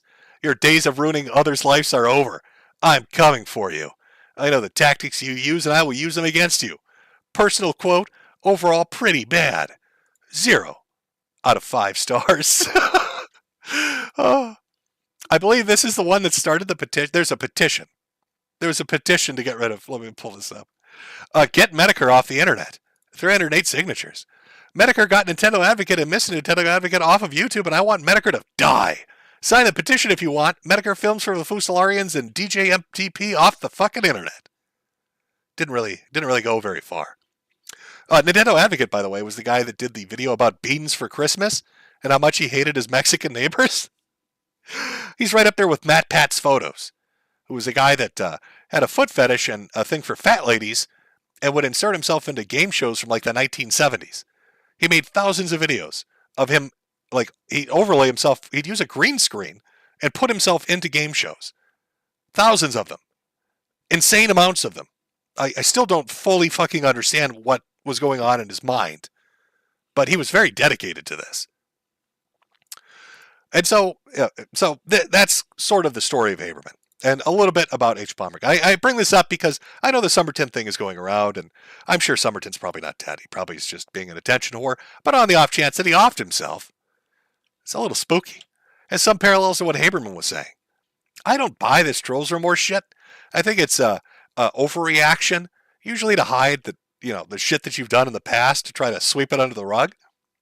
But Hbomber, he knew about all this stuff going on. He was a part of a lot of it. He wrote and contributed to a good amount of it. So if it turns out Summerton's corpse washes up on the shores of some Canadian, tributary, well, let's just say that's Haberman's revenge. Oh, it's a bread tuber out there slaughtering people. Just like the song said.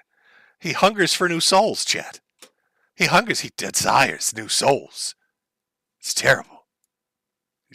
Terrible shit. Do you know Hbomber, when he started doing his YouTube channel, created a add-on. I think it was for Firefox. An add-on to get rid of toxic YouTube channels. And I was one of the first names that got put on that stupid fucking block list. This dude's out there making block lists. Wiping out history. Amazing. It's amazing, chat. Strange how you run into people that are doing things. Doing things and you remember what they were like as they try to cover it up and pretend they weren't like that. I've noticed that a lot of these bread tubers or lefties, the moral, upright people that are out there writing 4-hour videos about plagiarism, seem to have dark pasts when they did a lot of heinous shit. Now, Jimmy Boy here, I'm not an innocent little angel. I've done some fucked up shit. I'm a terrible person. Laughed at people, laughed at furries, made jokes about people putting bike pumps up their ass. No, nothing on the level of Woofy. I mean, that was straight up cruel. I did laugh. I have to admit, I laughed. It was so cruel. It's just like, sometimes you come across something that's just so fucking mean, you can't do anything but laugh. I mean, how the fuck do you react to that? So nothing on the level of Woofy, but I'm not an innocent angel baby.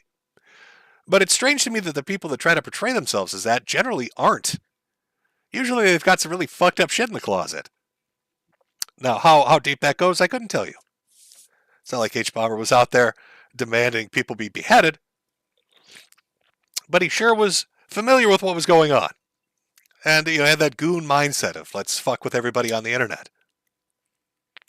Sort of like, I don't know, let's take another example of a bread tuber or a left-leaning personality that's popular at the moment. How about Vaush? Vash. How about him? I mean, how many screen caps and Discord logs and things need to leak about this guy and his affinity for horse fucking?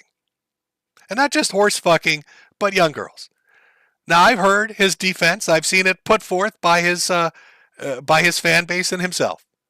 That he's got some kind of a fetish for, what was it, the goblin defense or some shit? No, officer, I didn't know that was a 7-year-old. I thought that was a 10,000-year-old witch. A goblin that lost her tits in a magic duel. So what do we got?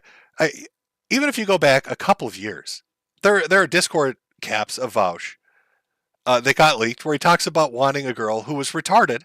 She was a little slow in the mind, a little mentally disabled, or he wanted a retarded girl to whack a horse off for him. He wanted her to jack a horse off. And then what do you get? You get him on stream again, and suddenly, suddenly you got a giant fucking folder of lolly anime girls drinking fucking buckets of horse cum. And that's a little hard to just kind of, wave away and say, oh, no, it's a little goblin. It's a little goblin girl. It's a little goblin girl drinking horse semen. What the fuck?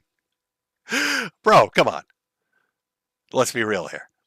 It's extra funny, too, because from my understanding, is literally before this happened, within a week before this happened, he was going on this diatribe about how Pippa Pipkin and VTubers were a bunch of fucking Nazis, and how because they liked anime, they were probably pedophiles. And then what happens? He's on stream, and he's got little girls drinking buckets of cum. Oh, that's got to sting a little bit. Drinking rivers of horse semen. But he's one of those people that would portray himself as morally upright. We need to have an argument about the argument and then cite our facts and talk about the facts that we cited because we don't want to plagiarize anything. We need to be morally and logically consistent. He here comes my facts, and I'm going to read this white paper to you that I read off of Wikipedia, but you need to listen to me because I'm so incredibly intelligent, but I'm going to tell you about the morality of these things. By the way, I like to masturbate to little girls drinking horse semen. Kind of makes that feel a bit disingenuous. Tiny bit disingenuous. I don't know, chat. Tiny bit? A little bit? Maybe? I don't know. I don't know what to tell you, folks. The man likes horses and little girls. And I'm not saying, don't get this wrong. I'm not saying Hbomberguy likes little girls and horses. He clearly likes to see the blood of the innocent run across the land. That's what he enjoys. No, Vaush is the one that likes little girls and horses. I'm just saying there's a parallel there with this moral bullshit that's put forward, and then it turns out just to be, I don't know, grift, fake, not real, not true. It's not true. Chat. Yeah, BreadTube's it's been a real tough week. The other thing, too, I find a little bit funny in regards to Hbomberguys. I see this argument a lot coming from this particular area of, let's say, YouTube. That content creators are responsible for the actions of the people that watch them. Or content creators are responsible for the results of those actions. So here you've got Somerton who's just getting his shit wrecked because he's been called out for the dumb shit that he's doing in this video, right? And then you've got a lot of fans that are of Hbomber that are piling onto him. I think there was even a Reddit post, I swear to God, I wish I should have capped this, where they were talking about how unfair it was to Hbomb, that this guy might have killed himself. Think how emotionally damaging that is to Hbomb. My God, poor Hbomb, poor Harry. Poor Harry might be upset that this guy killed himself. What a piece of shit this guy is. It's just insanity. But that argument gets put forward. Oh, no, you're responsible for what your fans do. I mean, if that's the argument you're going to make, and these guys, your fans went and harassed him, then I guess you look like an asshole, huh? I don't take that approach, by the way. I just find it funny that they do. And now suddenly they're not really touting that, are they? But yeah, no, it's been a tough month for BreadTubers. You got the Somerton thing making the rounds. People have jokes at that. You got the Vaush thing. I think everybody saw what happened with Keffels and Tipster. Keffels going out there trying to defend it and act like it was normal, made themselves look like an asshole, and got just their shit pushed in by Ethan Klein, of all people. And then Tipster, in between trying to date every woman that he comes across on social media, had to retract his positions on this as well. So it's just not doing well. Not going well. Terrible. Oh my God, we're 2 hours in and I haven't even touched on Gamergate 2 Electric Boogaloo. Because I was so interested in talking about just Metokur. Oh, nope, not that. Didn't want to go to that. Oh, that scared me a little. Dinged a little bit loud. No, I wanted to click that. That's what I wanted to click. Didn't even get to go over that yet. So we are going to go over that. Let me just clean up a few things here. Just get rid of some stuff we don't need to see anymore. Oh boy, and then we could talk about Gamergate. Oh my God, chat. It's the thing you've always wanted to talk about. Who doesn't fucking love Gamergate? Oh, get up. Get up and wiggle for me, chat. It's Gamergate. Oh God. The thing that won't ever die. Please, Jim, talk about, I don't know why, but please talk about Gamergate. So we'll take one more break. I'm going to get another drink. Oh, I promise I'm not going to drown myself to avoid talking about this. I'll go get another drink. We'll take another small break. I'll come back. I'll read some, would you call them super chats? Whatever. Whatever they are. Can we hit the goal? Oh, God, I should have done that. I should have done that. Can we hit the goal? I should have had a goal on screen and said, can we hit it? And then kept flashing Cash App and Ko-Fi. So fucking stupid I didn't do it. Got lazy. Anyway. I'll play a little music here, grab another drink, we'll come back, and we'll talk about the reemergence. It's nearly 10 years to the date, which is fucking surreal. I mean, it's 2024, Gamergate was 2014. And the only thing that's off is the month. If it was August, it'd be even spookier. We'll talk about that. We'll talk about Sweet Baby Inc. We'll talk about all the people that are running around with their heads cut off, like their chickens with their heads cut off, all that shit. You know what? I'm gonna play. Fuck, what song? You know what? Oh, God.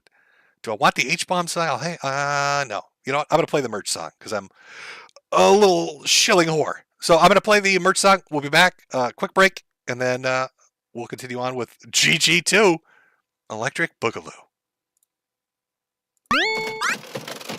by buying a goddamn American capitalist hat. Oh, gotta use that USA dollars to do it. Where are you gonna do that, you ask? Well, you don't really ask, but I'm gonna show you anyway. Fuck you. I'm gonna show you anyway. Oh, look at those hats. Quality fucking hats, ladies and gentlemen. Wear it around town, it looks fancy. Buy a hat for your hat. Buy a hat for your hat. Buy a hat for your hat.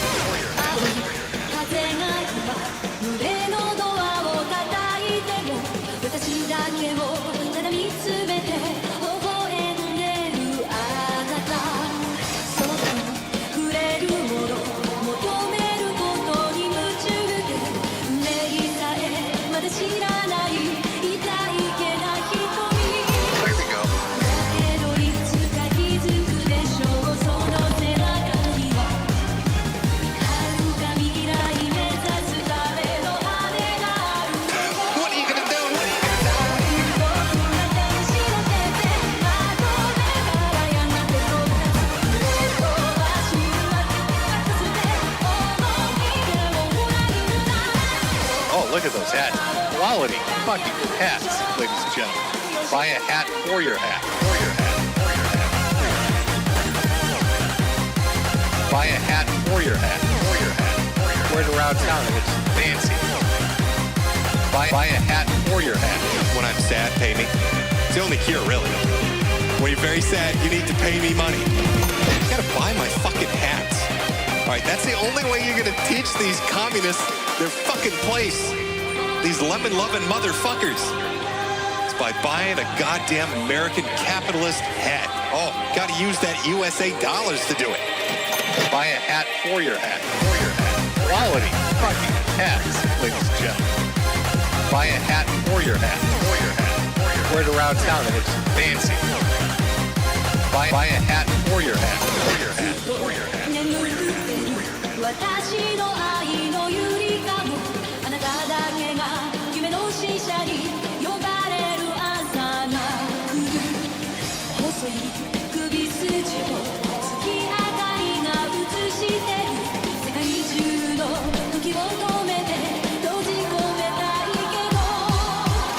I love America too much.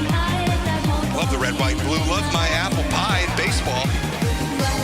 Sometimes I just look at the Statue of Liberty. It's so goddamn beautiful. Oh, that is good stuff.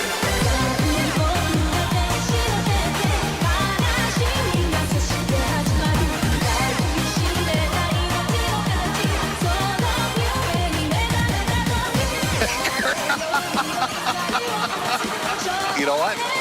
Buy a hat for your hat. Buy a hat for your hat. You know what? Buy a hat for your hat. To sell you beautiful fucking hats. We all love Jim's hats. Let me move a little bit. Over on Shopify. Metokur.myshopify.com. Buy the finest hats available. You gotta do this. You're gonna do that over at my store. Buy my hats. Teach the communists a lesson. Fuck the lemons. Buy a hat. You gotta do this. Buy my hats. You gotta do this. Buy my hats. You know what? Buy a hat for your hat. You gotta do this. Buy my hats. You gotta do this. Buy a hat for your hat. Quality. Buy my hats. You gotta do this. Buy a hat for your hat. You gotta do this. Buy my hats. You gotta do this. Buy a hat for your hat. Oh, holy shit. Oh, what a fucking beautiful ending to this. Oh, God. Let me get a cigarette for this one.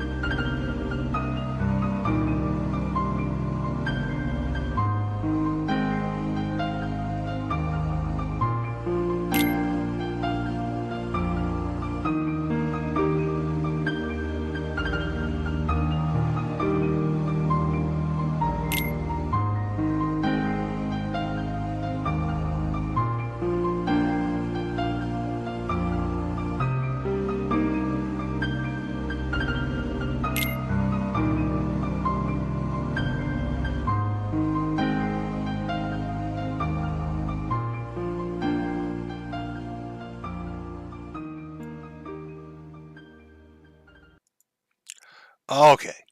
Oh boy. It's finally time. Time to talk about people who donated some money so I can answer some of those super chats. Because I'm a whore. Let me read a few of these at the end of the stream, like I usually do too. By the way, I'll go through and answer everything that you said, because why not? But for the moment, I'll read a few, and then we're going to get into the undying Gamergate 2 Electric Boogaloo. Yes, I am delaying this as much as I can. Fuck all of you. From Eric, long live Hatman. God save the dancing puddings. We do love our dancing puddings. That is very true. From Cameron, listened for years. Appreciate all you do. Well, thank you very much. From Voshin, for all Jim, prayers to you and Jay. Beat cancer. Well, I'd love to. Thank you very much. From Steven, I hear it's 2 for $25 at Applebee's now. Oh, we'll be talking about Applebee's momentarily. From Alex, you should re-upload Vegeta Wins in remembrance. I should re-upload all my AMVs, all my dark, dirty, secret AMVs for the internet to watch. From Tommy, Jim, can you send out a happy birthday, Tommy, please? Well, happy birthday, Tommy. Chat, can you say happy birthday to Tommy? Can we all say happy birthday, Tommy? Hold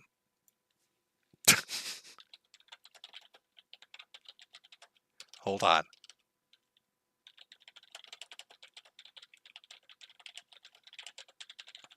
Okay, let's dedicate a moment here to wishing Tommy a happy birthday. Tommy, this goes out to you and your special someone who none of us, we don't know. Nobody watching the stream knows who that special someone is, Tommy. But we all wish you and them a happy birthday celebration, Tommy.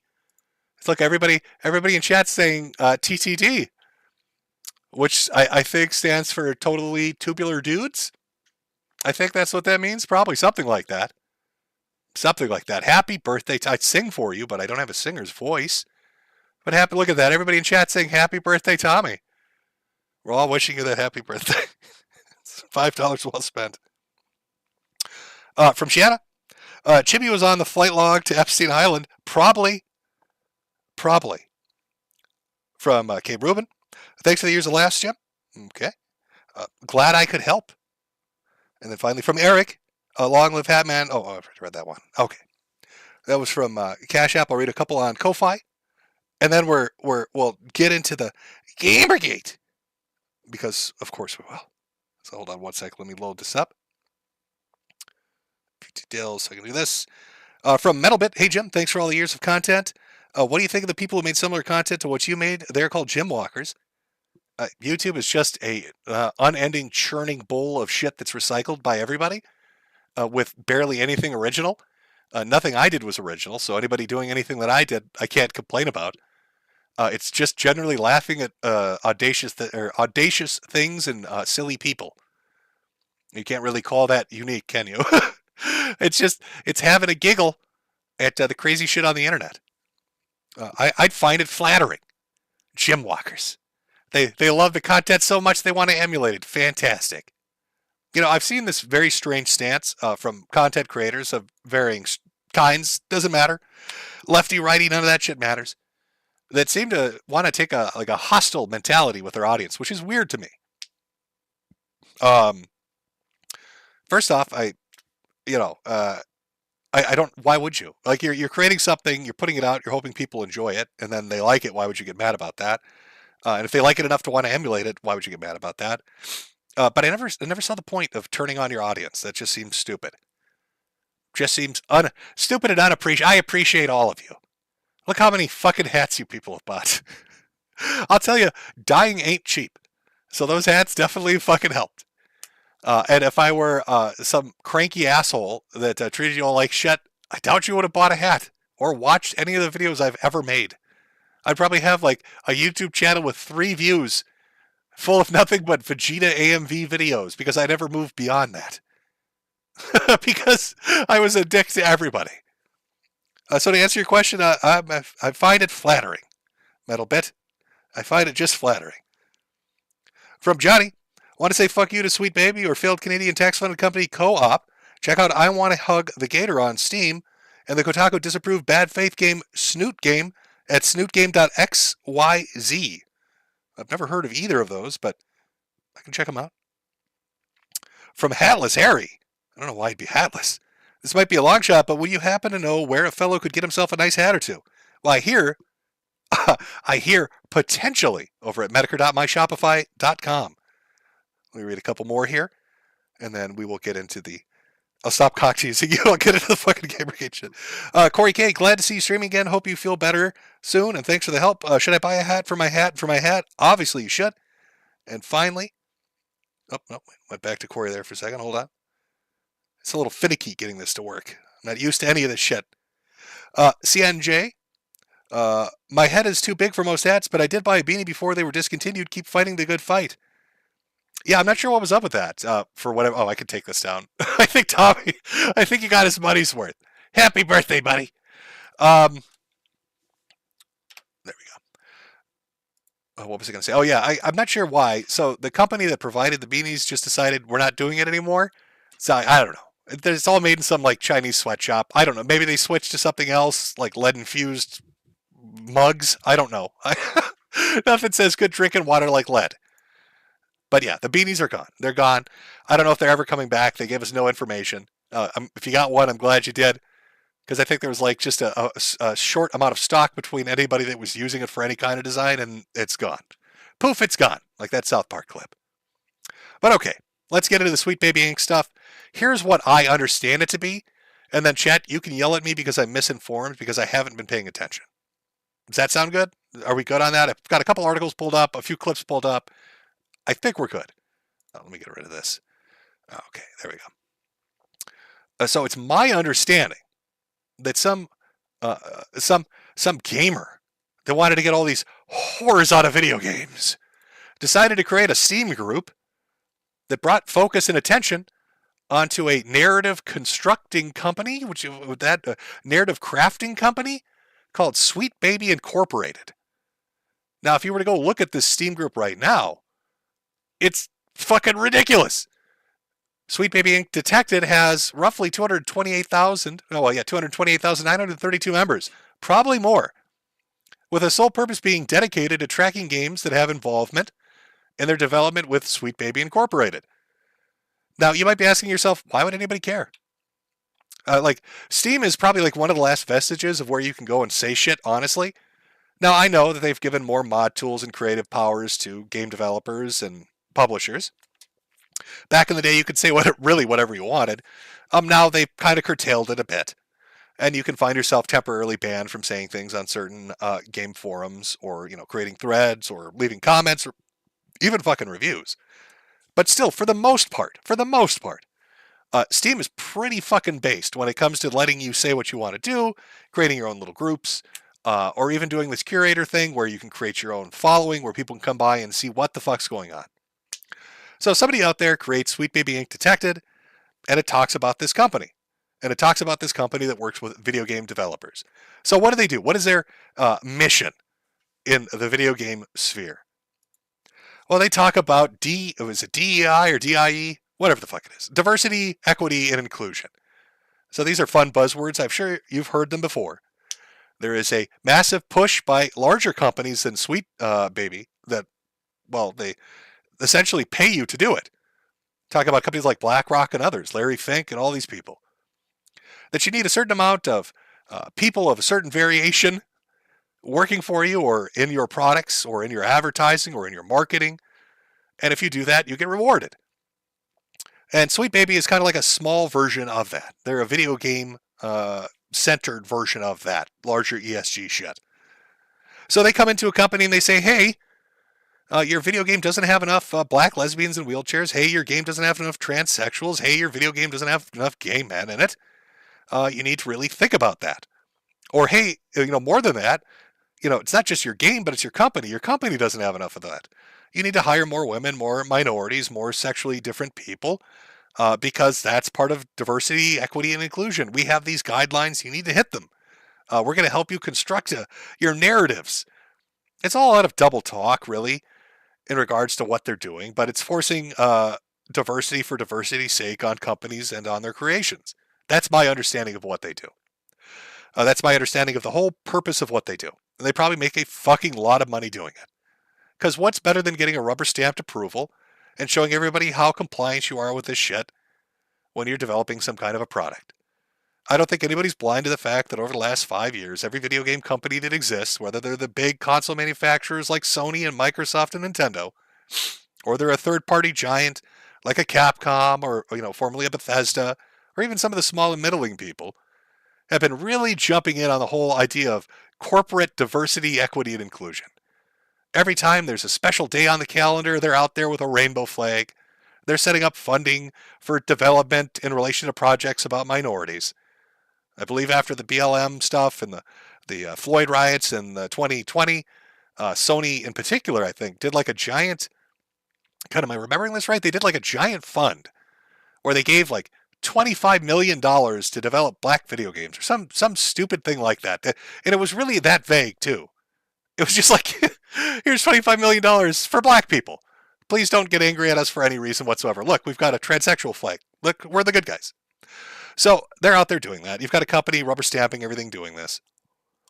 And they're looking at their involvement and what games they've been involved in. And shocker, a lot of the games that this company has had their hands on, or the companies they've worked with, all the products turned out to be shit. It made a lot of people start to do a double take and think, maybe these products are crap because of this involvement. Maybe the focus should be on fun video games and fun video game shit rather than teaching me a lesson about diversity, equity, and inclusion.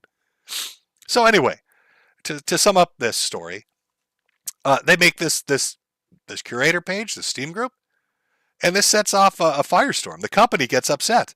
I don't have the screen cap. I'm sure you've all seen it. You don't need me to pull this up to really prove it. You can go look it up yourself if you need to. But I believe it was one of their employees got very fucking angry and wanted this Steam curator page, the Steam group, taken down, and then wanted the person's Steam account erased as well. They didn't want just the curator page, the Sweet Baby Ink Detected page taken down. They wanted them to lose access to their Steam account.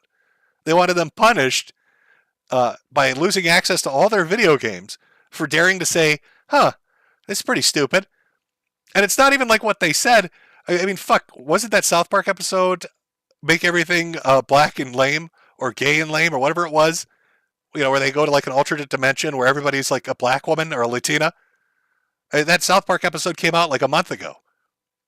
So, this is basically the real world version of this shit. But yeah, no, they need to be punished. They need to be taught a lesson. Oh boy, we're gonna come after them. And so it starts a firestorm. We're gonna look through some of the articles and I'll talk a little bit about it. But of course, everybody's popping up. All the old characters from the last time around from Gamergate are popping up. You've got Anita out there having fake weddings. I don't even know what the fuck. Like, what the hell? I'm going to say this is an aside. This isn't even, I'm going to pretend I don't know who Anita Sarkeesian is at all. Right? I don't know who you are at all. I've never heard of you before. And I'm just going to take what I'm reading on its own. I did not get married, but I did have a wedding-themed birthday in Stockholm this summer. It was goofy, silly, and fun. We had a bachelor party, rehearsal dinner, ceremony, and reception all in one. People dressed up in the best costumes, from bride's, divorce lawyer, drunk uncle, and a ring bearer. Massive thanks to everyone who helped me pull it off, which was a lot of people, and everyone who traveled from different continents and countries to come party with me. Wow. That might be some of the most cat lady shit I've ever fucking seen in my life. Like, Anita, pump the brakes. What the fuck are you doing? I'm so lonely. Oh God, all I have are the cats and the wine. For my birthday, we're gonna pretend it's a wedding, and you're gonna treat me like a fucking bride, and I'm gonna wear this dress, and oh God, Jesus, it's very fucking sad. Anita, Jesus Christ, this makes me pity you. You've made me pity you. I am pitying. This is so sad.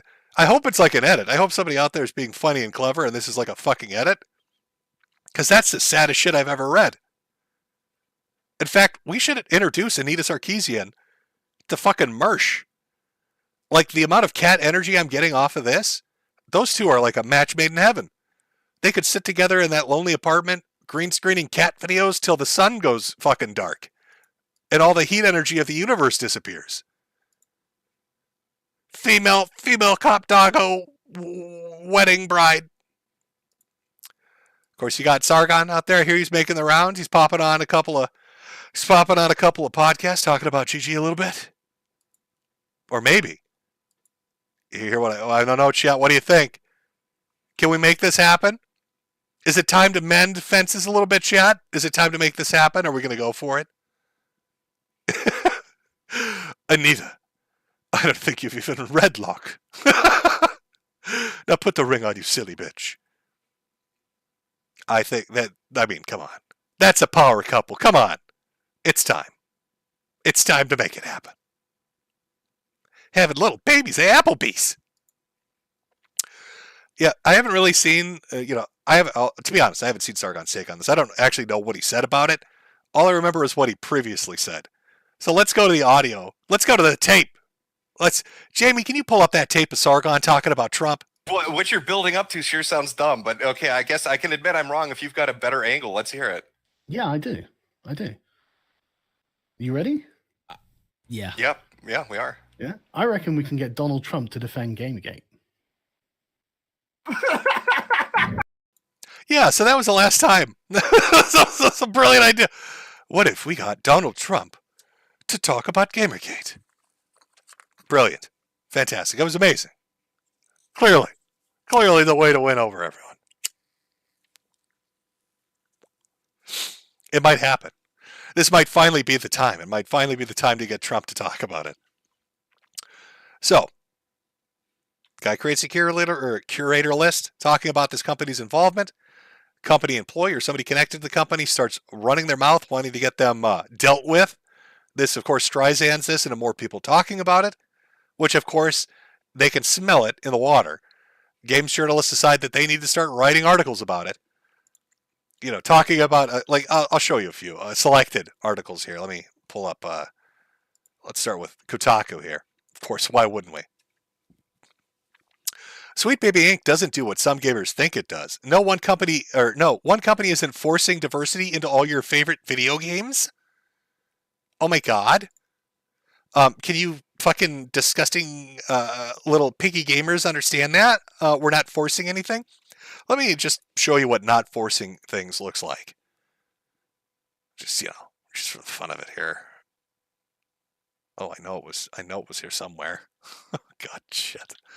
Had it all lined up and then, here we go. So you'll see that a lot of these articles, we'll read through some of them, but you'll see that a lot of these articles say that this company isn't forcing anything. That they're not doing they're not causing harm to the companies or to gamers. First off, bullshit. The very first thing they did was try to fuck with this guy's Steam account and make him lose his video games. I mean, all the shit, if he lost his account, he can't play the shit he bought. Let's be honest with that. And then when they say we're not forcing companies to do anything, well, GamesNosh posted a clip. The co-founder of Sweet Baby Inc., Kim Belair, proudly explains the methods she uses to force game studios to censor and work in a way that's conducive to what they want to happen. So let's take a look at that. Remember, Kotaku out there saying they don't do this. Let's hear from the horse's mouth itself. If you're a creative working in AAA, which I did for many, many years, put this stuff up to your higher-ups. And if they don't see the value in what you're asking for when you ask for consultants, when you ask for research, go have a coffee with your marketing team and just terrify them with the possibility of what's going to happen if they don't give you what you want. So I want you to go out there and terrify people and make them understand that if they don't obey us, there are going to be consequences. That sounds kind of like you're forcing shit to me. I don't know. I think maybe that Kotaku article might be wrong. In the very first byline that it's got up there, no one company isn't forcing diversity. When you literally have the person that runs the fucking company saying, oh no, we're forcing diversity. We're going to terrify you. And I love that this is like at a convention. They're at the Game Developer Conference, proudly boasting about this. This is back in 2019, by the way. Of course it's in San Francisco. Of course they're openly saying this. They don't give a shit. So let's just quickly skim through the rest of the article. I just wanted to open with that because I found it funny that the very first thing that you find after you read something like this is that person saying exactly that. Sweet Baby Inc. is not the largest narrative design company in the games industry, nor is it solely responsible for the characters and stories in recent high-profile releases like Alan Wake 2, God of War Ragnarok, and Suicide Squad, Kill the Justice League. But good luck telling gamers that. Late last month, one of the company's consultants discovered a Steam group dedicated to detecting games that Sweet Baby Inc. had worked on. The purpose? To encourage people to avoid those games because the group had deemed SBI was pushing a woke agenda by working towards greater diversity, equity, and inclusion. The Steam group now has more than 100,000 followers. Actually, it's closing in on 300,000. And this was published on Wednesday. Today's Friday. So this group is exploding, by the way, and the amount of shit that's going on. But I'd like to ask a couple of questions. Really, when you're looking at this, the first question I would have is, when we're talking about narrative development companies like Sweet Baby Inc., when they say it's not pushing diversity, equity, and inclusion, let's strip that away. These consultancy firms, I don't remember these fuckers existing. Can you point me to them existing when video games were made in the 80s or the 90s or the aughts? Where were they? Right? If they're so integral in the development of a video game and characters and world building and the mechanics and the important things that are really resonating with the audience, where were these fuckers then? This seems like a recent invention. I don't know. It seems like a group of people that have come in to exploit what they see as a niche or a weakness and then use it to bully and harass or blackmail to make money. And then, of course, their good buddies in journalism will always cover their ass like they did last time. I don't know. Chat, can you point me to it? Because I don't fucking remember them existing at all before. It's almost like this is just some bullshit thing that got plucked out of thin air and made into a reality.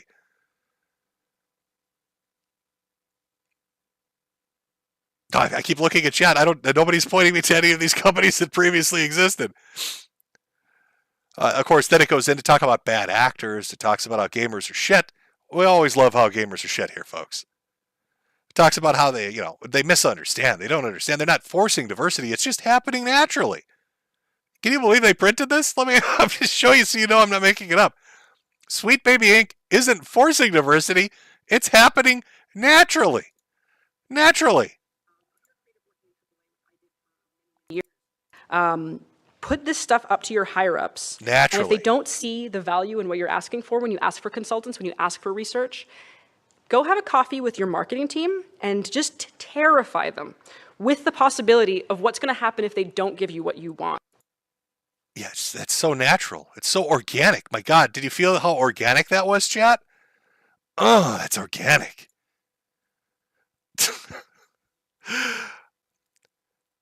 They're arguing they somehow force game studios to include diverse characters and storylines. The reality is vastly different.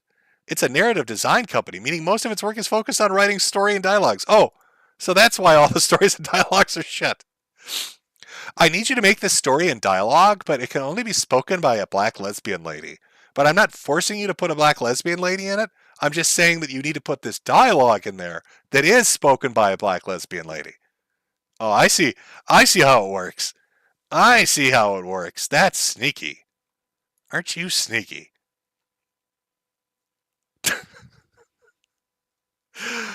Oh. Then I believe there was an article too put out by, was it PC Gamer? There was another just shit bomb of an article. Let me see if I can find this. Oh, here we go. A company called Sweet Baby Inc. has become the target of anti-woke gamers because it offers consultancy work and industry standard service that's been normal for years. Oh, they're consultants, not tyrants. How many years have they been normal for, Harvey? Let me see. Kotaku reports 70,000.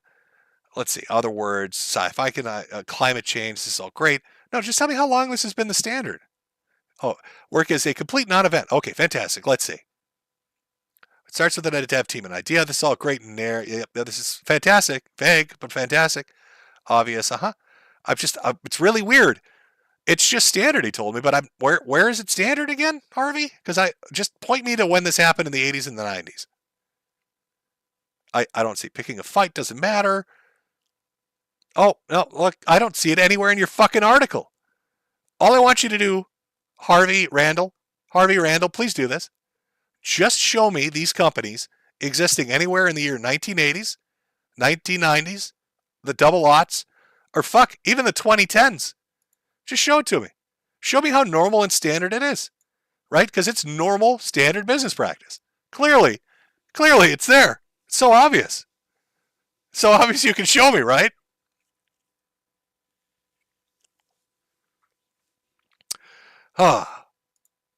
So, of course, this has led to everybody, I'm hoping, making jokes saying this is Gamergate too. I don't know. I know we've got people like Asmongold, I think, is covering this quite a bit on his Twitch. I see a lot of different people, outlets like Games Nosh and others that are covering it a lot. A lot of people just pointing out these companies. I don't think there's anything wrong with pointing out these companies. It's my understanding that a lot of the things that Sweet Baby Inc. has been associated with have turned out to be really shitty products. So if that's the track record, yeah, as a consumer, I'd want to be informed. I'd want to know that their consultancy, quote unquote, leads to bad products. I mean, the reality with gaming is this. The age of milk and honey is over. Your microtransactions and your monetization schemes and your gotcha mentality, right? It's reaching its end course. You made a lot of money, a lot of ridiculous money, especially during the lockdowns because people needed a hobby. There were a lot of companies that did. I mean, look at Warhammer. Do you know how much their prices have increased on their fucking figurines? When you look at the price of shit over the last 4 years, how they've like doubled and tripled prices of that shit. So you've got game companies and now they want to make atrocious, shitty products and they want to monetize them as much as they can and they want to microtransact them as much as they can, thinking it's just going to be unending profits. But it's just not the case. A lot of games that have come out, especially over the last couple of years, have been shit. They've been fucking awful. They underdeliver. Everything is patched. There's always a day one patch and then a week one patch and then a month one patch because you're releasing products that are broken and people are sick of buying them. People are sick of getting nickeled and dimed. Yeah, there are one or two gotcha games out there. There are one or two multiplayer games that are out there with microtransactions that people will play. But that's it. They're not going to keep falling for the same thing again as you keep trying to include it and saying single player games are dead, traditional multiplayer games are dead. As you keep fucking thrusting on people really shitty games and then overlaying the slathering on top of diversity to try to make people feel shamed if they don't buy it. You've become Hollywood. You're bloated. You're spending hundreds of millions of dollars in half a decade to make a game that by the time it comes out, its mechanics and its functions and its gimmicks are old, passé, and shit, and nobody wants to touch them. And for every Harry Potter game that comes out, or Dark Souls or Elden Rings, there are 50 games that come out that are fucking awful. There's another Redfall that comes out. Why am I, as a console gamer, getting a game that can't hit 30 frames per second consistently, that isn't even 1440p, let alone 4 fucking K, on machines that were sold to me as being that? Why am I being sold games that are just getting released on PC and are better fucking running on a PC than on the dedicated console that they were built for? It's been 4 years of shit. So, after being robbed repeatedly and seeing the trends in gaming and seeing that people are just tired of it as you fire half your employees because they have positions that don't do anything for your game development, you're going to reach out to narrative companies and try to trick us into buying them? Well, this game with these microtransactions, this shitty Hollywood-like blockbuster AAA pile of crap, it's better now because there's a black woman in it or this gay guy in a wheelchair. That's not going to work. I'm sorry. Suicide Squad is shit. Redfall was shit. These games shouldn't be getting released. They're awful games. And people are sick of losing their money. This economy is crap, right? I know everybody talks about, I don't mean to get political, but I know everybody has a conversation about inflation and politics and where things are going. But I think most people would agree that shit's overpriced right now. It's hard to make rent. Groceries are expensive. Shit adds up quickly. People are tightening their belts. So when they look at their hobby, they want to get bang for their buck. They want to enjoy the product they buy as a consumer, and they want to know that they're getting value for money. So I see nothing wrong with a Steam group or a Steam curator putting a list out that says, hey, every game these people touch is shit. It's a waste of your money, and you're going to get fucked if you buy from them. I think of that as a good service to provide to your average person. Is it possible some of the games aren't going to be totally crap? Sure. But if the majority are shit, there's nothing wrong with what they're doing. And seeing the reaction of these people try to punish them by getting the Steam Curator page pulled down, getting their account banned, having journalists write about how great this company is, now people don't understand what they do, even though they're on videotape, blatantly speaking and saying, no, we totally blackmail people and threaten them. Do you think that's going to work? I mean, I don't know what the gimmick here or the game is. I don't know what your game plan is, I guess. Not that it matters. I mean, every article I've seen over the last month or two has been company after company slashing 10%, 20%, 30% of their employees. Must mean they're not selling video games, huh? Must mean the games they're making aren't that great, huh? Must mean the cost of development is bloated to shit, and positions were created for no other reason than just to be positions that paid. But it's always the consumer. It's always the little guy's fault. It's always the gamer. Us dirty gamers, because we hate those whores. Gamer girl, go home. I gotcha. Just second verse, same as the first. Yeah, I've heard this song before. So that's your Gamergate 2 chat. I don't know what's going to happen with it. I hope that curator page. Let me wish it a Nick Rekieta, but earnestly, I wish that Steam curator page 1 million subscribers. But I genuinely mean that. I'm being straight up with you about that. What was it? Yeah, 228,000. 250,000 people. That's a pretty good chunk. That's a nice sizable chunk of customers. 250,000 people. It's not bad.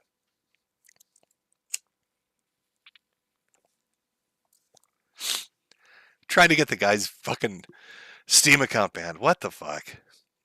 I believe also, I think, if I remember this correctly, and I could be wrong, that the person that wrote the Kotaku article, it was the Kotaku one or one of the other ones, they were sharing it at the very least. Talking about Sweet Baby Inc., and somebody said, oh, well, this DEI stuff is racist towards white people. And their response was, you can't be racist towards white people, that's impossible. And that really started the next level of shitstorm. I love how they say we're not woke and we're not forcing ourselves. But then they go around saying shit like that, or they've got this other woman who's on camera talking about scaring people into doing what they want. It's just remarkable. And I understand, too, that the company, Sweet Baby Inc., one of the founders would happen to be like one of Zoe Quinn's 5 guys. Am I understanding that right? So there's like layer on layer, responsible for, or one of the people was like fucking with, I think it was the Fine Young Capitalists was the group of game developers that got fucked with for not towing the line back in the day. But this person fucked with them, and now they're associated with this company. I bet you they make a lot of money. There's a lot of money to be made in this sort of shit. There's a lot of money to be made in this consultancy stuff. You give that rubber stamp that a company needs so it can just, tick off a box, they love it. Now, a corporation's a soulless monster. That's how they should be, to be honest. But they don't care about anything. They care about making money. So for some reason, right now as it exists, most corporations really believe that if they put up this facade of, this kind of wokeism, or, this SJW stuff, or, this very hyper-liberal mentality, that's going to generate more revenue. That's why they always have the little flags up. That's why they always celebrate all these holidays. That's why they're obnoxious on Twitter and other social media platforms. But I'd like you to ask yourself how genuine that is. Why don't you go ask a company like Sony or Microsoft, why is it that they'll have gay pride parades and they'll show that in America and Europe, but when they go to the Middle East, those disappear? Why is it Sony and Microsoft and Capcom and all these others will talk about how much they love LGBTQ and how they are diehard for that and how they love diversity and inclusion, but the second it comes to like Saudi Arabia or Iran, all that shit fucking disappears. You're not going to see that advertised anywhere over there. It's real interesting. It's almost like they don't believe it at all. It's just a marketing gimmick. So to have a fucking company, again, going back to this, that gives you that rubber stamp, and just basically you can say, oh, yeah, no, I love gay people. See, I worked with Sweet Baby, whatever the fuck. That, to them, right now, in their mindset, that's valuable. That's capital when it comes to swaying consumers.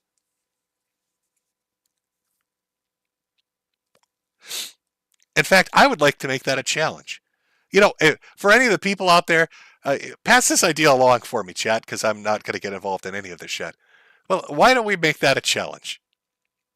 If they really believe this, if all these journalists and game developers and consultancy companies really believe in the diversity and equity and inclusion, I want to see them make their main marketing thrust in the heart of Saudi Arabia. I want the next video game, Billboard, to be released in Saudi Arabia to feature two black gay men eating each other's assholes with the tag word diversity and the Sony PlayStation symbol behind it. And I want that billboard in the heart of Saudi Arabia's biggest fucking city. You need to fight for equality. And we need to fight where it matters. No more hiding from it. It's time to go to Saudi Arabia and spread the gospel of the new word of wokeism.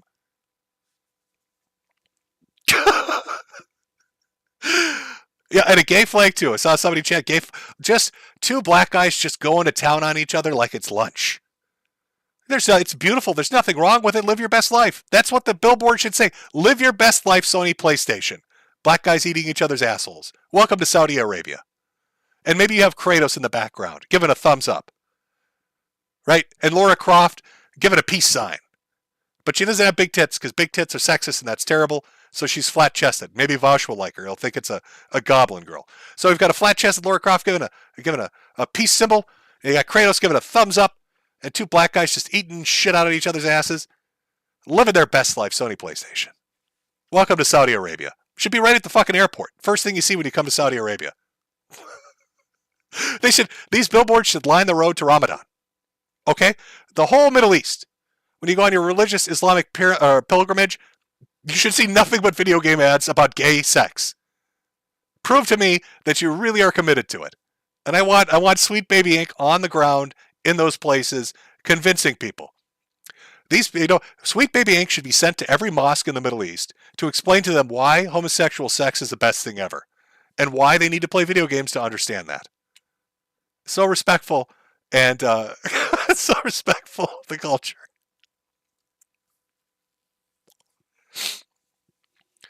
But no, ask yourself that. Serious question, though. Why is it these companies, when it comes to anywhere that's like America or South America or Europe, will do this, but when it comes to the Middle East and some regions of Asia, they fucking refuse to do it? I don't think they're committed. I think they might be making things up, chat. I don't know. But I'm an old sick man. I can't fight this fight. I'll have to leave it up to you young kids to save video games. You need to save video games, folks. Otherwise, where is it? There we go. Otherwise, we're all going to just end up crazy having cat lady weddings to ourselves. That's what happens. You don't save video games this time. It's not the end of journalism. We're all going to be posting about our imaginary weddings because we're all just eggless. We're dead eggers. Dead egger cat ladies drinking wine out of boxes, crying to ourselves. That's the fucking future. Poor Anita. Jesus Christ. I feel so bad for her. Oh, God. This is fake, right? Please? Somebody please tell me this is fake. I really actually feel terrible for her. It's so bad. Woo! Oh my God.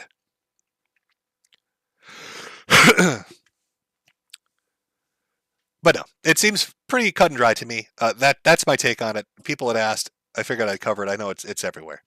It seems really blatant, really cut and dry. I see a lot of people talking about it. Make your curator groups, stay informed on where you spend your money. That's great. And just laugh at it. This industry is in its own, even without this happening, this gaming industry has got so many fucking problems right now when it comes to just the business model itself that I don't know what they're going to do. I mean, I really think that probably the next generation is going digital only, and the last vestige of a physical ownership is going to be like Nintendo, which you think sounds good, but Nintendo can be real assholes when they've got no real competition. Look what they're doing with the emulators. What is it, Yuzo or whatever it is? Didn't they just get everybody's personal information? Everybody's going to get fucking sued now, I'm sure, because they pirated fucking Zelda or some shit. Oh, God. Why can't you just enjoy a hobby? Why can't you just have a fun hobby? Everything's got to just nickel and dime you to death. Or it's got to be taken over and turned to shit. You just can't have your escapism. God, maybe at the center of it, there's like some core component where these people are so fucking miserable that they want you to be miserable too. Like they hate you because you have escapism. Like you find joy in escaping the nightmare that is reality, but they just can't do it because they suck at video games and they don't want to make Gunpla models and they don't want to just do any of the shit that you might be into. Fuck Warhammer, fuck all that. So instead of finding something they enjoy, they just want to drag you into the gutter with them. Because if they have to suffer in reality, you do too. I'm sure there's something to that. That's part of it, I'm sure.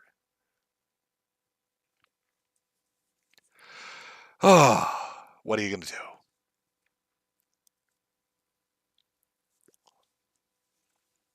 I'm sorry, Chad. You're scrolling by awfully fast. Let me see here. Let me see. What am I being told? Go check something. So let me go check something.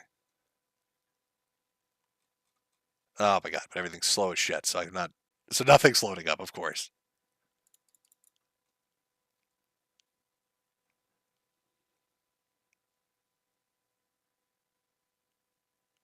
Oh, let's see. Somebody said, go check Twitter. Go read Twitter. I've got one guy saying, the single most stale take on Gamergate 2 ever. Well, I guess they disagree. I don't know what to tell you. I thought that was a pretty even-handed take on what I see happening. I guess that's a stale take. I don't know what to tell you, folks. I'm sorry. I failed to have let you down. Oh no. Oh no. Oh god. Oh god. Oh god. Oh no. I'll just have to stick to selling hits. Oh, I see Matt's in the chat. Hello, Matt. Have you been summoned back to the battle? Have you been summoned back to the battle? Oh boy. Okay. Just move that out of the way there.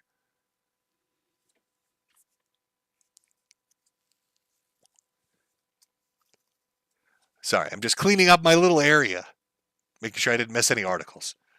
I cover the PC article, or PC Gamer article, and then Kotaku.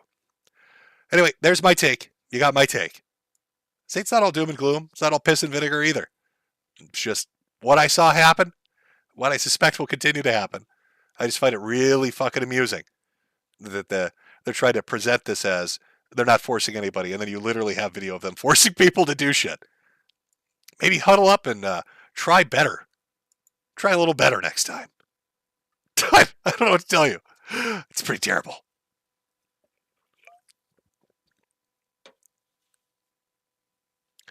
Kind of feels like I have, Matt says, but I just want to play Helldivers. I hear Helldivers 2 is actually pretty fun. I hear people are having a lot of enjoyment with that. I might actually check that out myself.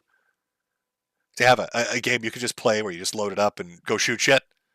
Is it pretty straightforward? Did they load it with microtransactions? I don't really know. Chad, is Helldivers 2 pretty good? Or am I being tricked?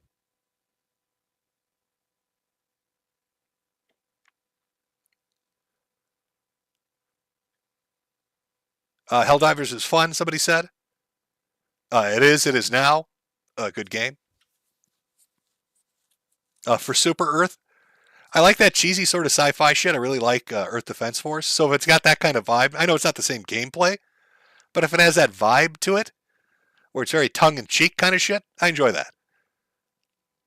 Oh, wow, you all seem to really fucking enjoy it. Oh, let's go see how many people are playing it on Steam. Is it pretty popular? Let me go take a look. Let's look under... Well, it's number 1 on top sellers. That's a good start. Let's take a look here. Where are we going? Community Hub. Wow, 500,000 basically in play right now. That is a lot of people. Seems to be doing well. Very high reviews. I love it when somebody's got a ridiculous amount of hours on there and they're like, yeah, it's pretty good. I put in 4,000 hours. It's okay. Yeah, it's a little bit. It's good. It's all right. Oh, yeah, it's right at the top there, isn't it? Very positive with 202,000 reviews. So there you go. Yeah, maybe I'll check that out then. Jim loves women, gay. Listen to this gay guy. He's liking women over here. What the fuck? All right, chat. I think we've had our fun this evening. Really, the initial point of the stream was just to have a bit of a laugh at Hbomber, finding himself in a suicide controversy somehow. I don't know what's happened to Mr. Somerson. If he's out there somewhere, if he's a dead boy. I guess we'll have to wait to find out. But we all know that Harry just lusts for blood. Just remember that. He's just insatiable. Run and hide your kids. Hbomberguy's on his way. He's got a new soul to claim. Talked a little bit about GG. A little bit about Akira and our boy Chibi. A little bit about CRP, shit. Even though he's gone but not forgotten. I will read over the Ko-Fis and the, what are they called? Cash App Superchats. And then we'll close up. Everybody, thanks for coming out. I hope you had a good time on this Friday. Hope you have a good weekend. Enjoy yourselves. I guess check out Helldivers. I asked chat. Chat seems to love the fucking shit out of it. Looked at Steam. Everybody seems to love it. How much is it? $40? That's pretty fucking good. What the fuck? How the fuck does Helldivers 2 come out for $40 and everybody loves it? It's got all these fucking great reviews. Everybody's gushing over it. It's $40. And then some shit like Redfall comes out. And wasn't that $70 at launch? All this other stuff, it's all $70 at launch. They want $70 for the shit fucking broken games. And you got Helldivers come out. It's half the price and everybody loves it. The whole fucking industry's out of its mind. They're all just crazy. I don't know what these fucking people are doing anymore. I couldn't tell you. Okay. So we'll cut the stream here as far as topics and coverage. I'll go into the Super Chats after this. I'm going to grab one more drink. We'll take another last small break and get into Super Chats. Do this. Put that up there. While I'm gone, I'm going to play, because I love the H-Bomb song. I love this stupid song so much. It's so dumb. It's so fucking dumb, and I love it. I love how stupid it is. Artificial intelligence. I love it. Actually, let me say this before we go, because you never know. You never know what's going to happen. So let me get this one out. I think what's going to be the saving grace for a lot of things when it comes to entertainment, especially when it's enjoyable and when it's related to cost, is going to be user created. Here's my weird take on this, because I know AI has been in the news a little bit lately, and then I heard something astounding about people that have 3D printers at home in regards to sales figures, and it made me realize something. When they talked about if you almost look at the internet and consumerism, and you had Web 1.0, which was basically everything's being fed to you and you had no interaction with it. So companies existed, you existed, they fed shit to you, and that was the relationship. Then you had Web 2.0, right? And that was this weird kind of mishmash where you interacted with companies and at the same time you became somebody that created goods and services yourself and interacted with other people. And now they're talking about what is Web 3.0 going to be? Is it going to be AR and VR? Is it going to be this meta thing? I think what we're going to see happen, especially with the deployment of AI like we've seen, is it's going to get more and more advanced until the point where somebody who's smart enough will create an application of AI that they sell to you that sits on your desktop and you feed it parameters and it generates everything for you. So you tell it, I want to watch a season's worth of a show. Here's the basic premise. Here are the basic characters. And it makes it visually, not just audio, but visually, because it's going to reach the point where it can do that. It's like a desktop application where you make your own television and your own movies. There's no risk of copyright. You're not sharing it or selling it with anybody. It's for your own personal use. And they'll probably have that applied not just to movies and shows, but to games as well. Maybe that's 10 years out, but that'll put these fuckers out of business. The other part of that comes with models and Gunpla and Warhammer. I heard somebody talking about the sales figures for 3D printers in 2020 was 21 million in the US alone. And 2021 was even more. And they were talking about how 3D printing, is 1/3 of the cost of buying Warhammer figures directly from the company, right? So I don't know. I get this feeling almost like you're going to see entertainment, whether it be a collectible or figurine or digital in the form of a movie or a TV show or a video game. I think the onus is going to be put on you. You're going to buy a pretty affordable product and either directly make it yourself or AI will guide it and make it. Maybe that's the solution. Maybe there won't be any more Sonys or Microsofts when I can click on a little application, a little icon on my desktop and have that fucker make it. Who knows? Who knows? Anyway, let's do a small break. And then, like I said, I'll be right back. We'll go over the Super Chats. Everybody else that came out, like I said, have a good weekend. Anybody wants to stick around for the Super Chat stuff, feel free to. Let's have this banger of a song go one more time with Hbomber, because why not?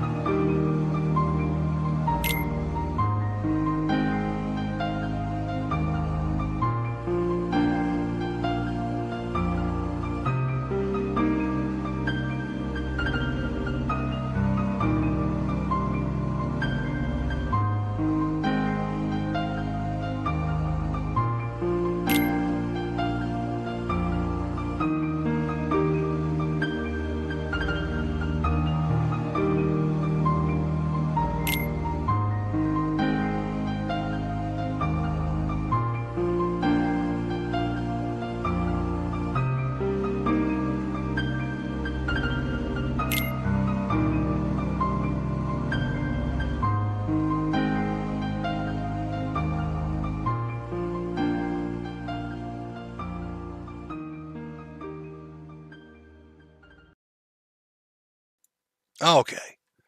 All right there, chat. Let's go over the super chats throughout the stream. Try to respond to all of them if I can.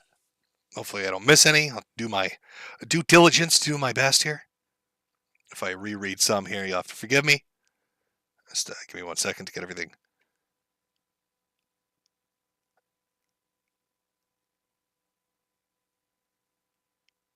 Okay, let's see here. These names are fantastic, by the way, chat. Damn that pussy nice. Have you heard of Bossman Jack? Yes, I have. Yes, I have heard of Bossman Jack. I've talked about him previously a couple of times. Highly entertaining. From Ryan. Also, by the way, say Anon, don't say my name. Oh, well, too late now. Have I listened to the new Judas Priest album? Do I play TF2? I haven't played TF2 in forever. And no, I have not listened to the new album. From Austin. For you, Jim. Best absent father ever. Well, thank you very much. From Rodden. Uhura from the Proud Boys. Let's see here. Is it? Oh, there we go. From Motley. Favorite snacks and drinks as of late? I've been drinking a lot of... It's like this weird... It's some kind of like Powerade. It's like flavored water, essentially. It's, you know, the water products where they've got like just like a tinge of flavor to them. I don't know the name brand of it, but that's basically what I've been drinking, like fruit punch and berry and all this other kind of crap. From Shauna, Sweet Baby Ray's barbecue sauce. Okay, I'm fairly certain those are two different companies. From MB, naturally oy vey. Oy vey. From Jesus, short stack goblin hentai. Well, of course. I believe that that was what his defense was. That it was short stack goblin hentai. Of course, why wouldn't it be? The perfect cover. Who could ever not who could disagree with that? From Michelle, please use this for more yellowtail for Jade. Well, make sure she gets it. More delicious food. From Steven, long may Jim reign. Oh, thank you very much. I wish there was an easier way to go through these. From Daniel, we lost Jimbo. Akira Toriyama is gone. RIP. It is very sad, but if you tuned in, you might have missed it. If you tuned in earlier, we had a segment dedicated to his, memory, where we had Chibi sing a very heartfelt song in regards to his passing. From Cass, started watching high school, and now I finished college. Well, goddamn. It's been a while, huh?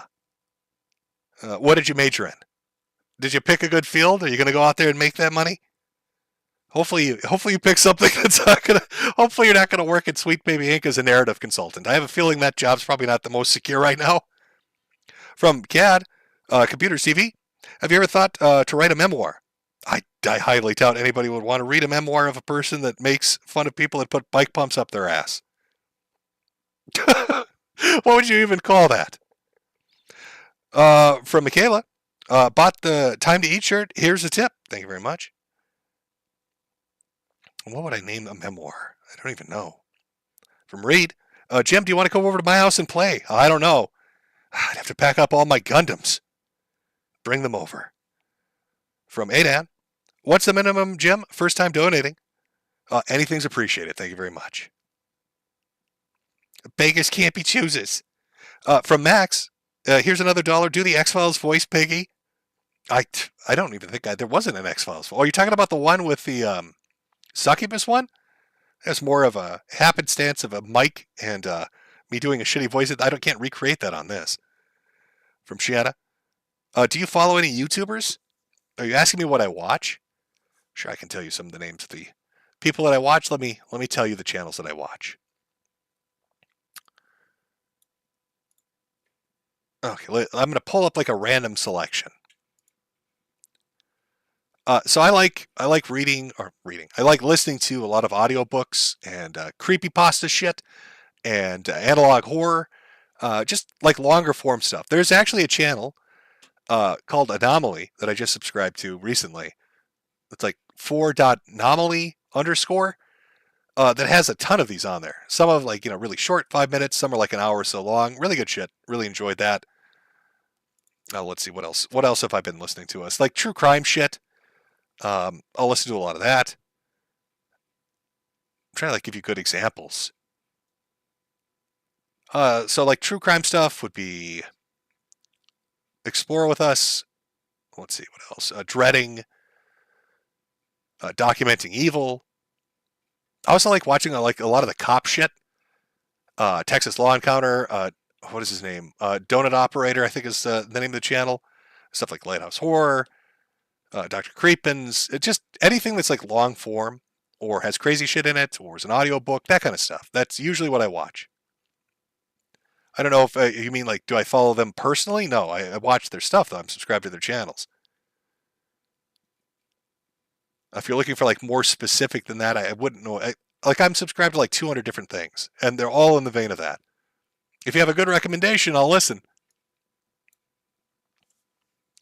I'll listen if you got a good recommendation.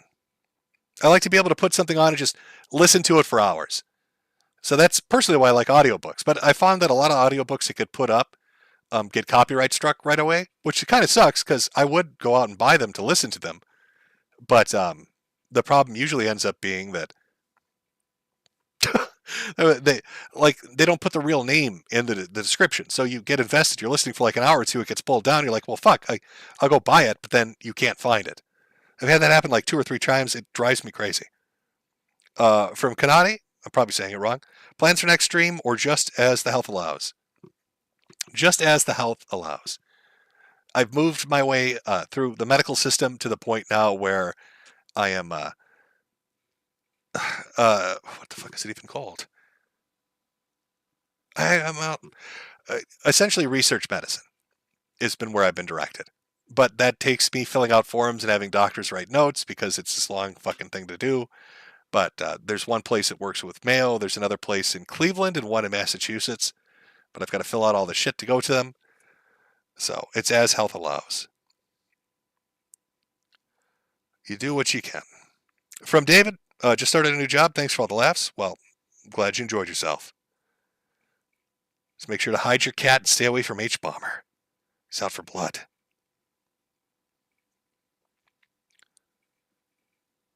Oops. This is actually very difficult to go through. You'd think they would have made this a little better.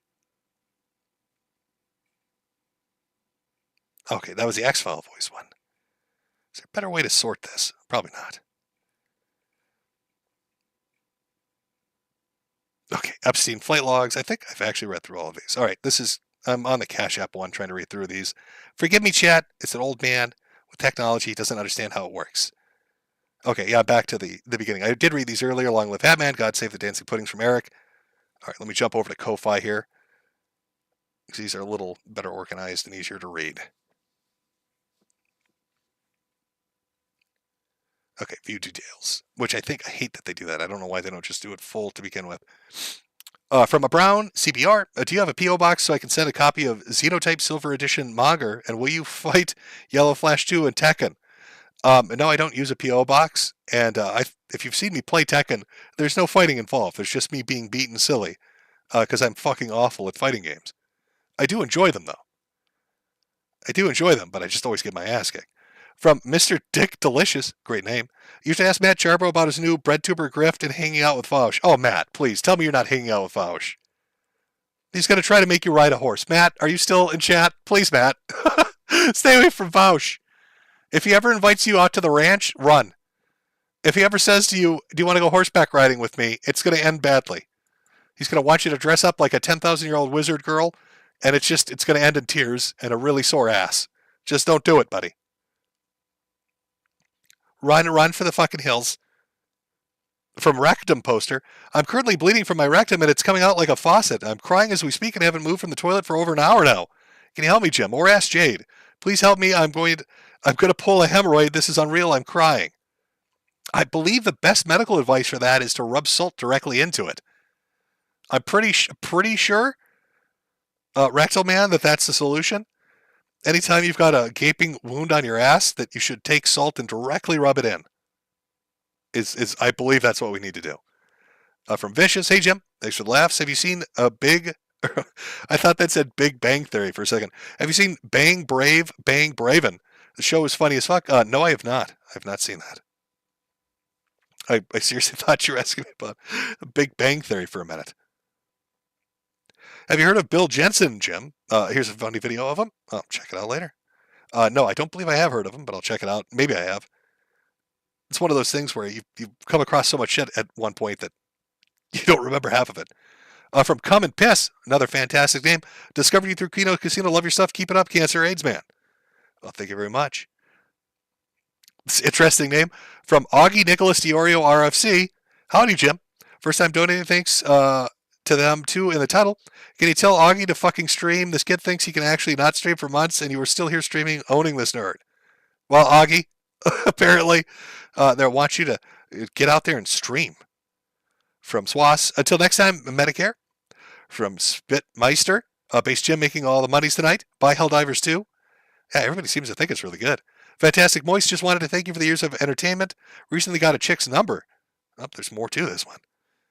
When I wore your hat in public and got a date the next week with her because of it, thanks. You see, chat? You see how that works? Again, that's my Metokur.myshopify.com. Get all the pussy in the world with a fantastic hat. Just gotta go out there and get that hat. Clearly, that's what we need to be doing. From Giant Meyer, hey Jim, I have a DeviantArt account called Peace Beast, where I generate. Where I generate and sell AR art. It's mainly focused on cute video, anime, and furry girls wearing great sneakers and boots. Well, DeviantArt would be the place to make money off that. From Cutie Kahootie, congrats to Sargoon on Gamergate 2 arriving. Hopefully he can get Trump to mention it to pwn the libs. It's only a matter of time. We'll see. He'll be out there be like, Joe Biden's too confused to tweet about Gamergate, but I get it. Gabby, hey Jim, thanks for the laughs and thanks for Jade for her channel, so I don't have to. Let's see here. So I don't have to keep watching in celebration stream for the songs. It was a great stream though. Yep, well it's nice to kind of just centralize it. From Locke Robster, did you see Hampshire made an AI song about Crystal Pepsi? No, but I'll check that out. From Reality Send, hey, H is bad. From Eleanor, have you kept up with Sony's state of acquisition about Bungie? It's not pretty. Bungie's only game Destiny 2 is underperforming financially. And the cope they were supposed to help with live service games has fallen flat. Also, can you end off with Don't Be Rama Rama? Yes, I will end the stream with Don't Be Rama Rama. I can do that. From Bubble, what was the story with watching Naruto with Hbomber? So Haberman had this idea for Metokur After Dark. Deviants After Dark was what the name was going to be.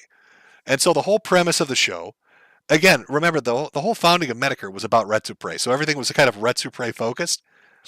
So the idea was, hey, if you're going to comment on like video games, if you're going to comment on commentary channels and different YouTubers and all this shit, why not take the really like the worst of amateur porn or like amateur hentai that's been drawn by just terrible artists and do a commentary track over that, Retsupre that. So that was the thing. It was Hbomberguy, myself, Haberman was there, and I think one other person. And it was like the world's worst Naruto porn. And Haberman had done there were like 2 other episodes before that. One where a guy used an uncomfortably large dildo and hurt himself. And there was another one that was equally as funny. But again, Haberman has scrubbed everything from the internet, so it doesn't exist anymore. That was one of the benefits of him hosting his own site, is he could put any content up he wanted. So where you couldn't put something like that up on YouTube and have a laugh at it, he could make an entire section dedicated to laughing at it. But again, scrubbed it from the internet. It's all gone. From Anani Master Kurosawa, I really want Bandai to release a line of RGG Gundams, a line of funny stereotypes to line shelves with. From Good Man, thank you for the show. Here's a $5. Wish you the best. Well, thank you very much. Richard Slammer, well, Jim, as one old sick man to another, I will happily get in the trenches for you, especially if I'm fighting beside the lovely Vivian James. Oh boy, everybody's ready for that fight. Oh, so here's one that was talking about a poll. Can you run a poll from my marketing class? It would be a doTERRA Candle 1. If you wouldn't do. If you would, it would smell good. 3. You're asking me to run a poll about aromatherapy. You want me to run a poll for your marking class? What? Oh, if you would buy a doTERRA candle. You know what? Why not? You got 8,500 people here. I don't even know what the fuck that is. But you know what? Sure. If it's gonna help you get a better grade, why not? But I don't think I can put that many poll options up. I think it actually limits it. So what is this? Would you buy a doTERRA candle? So what is this?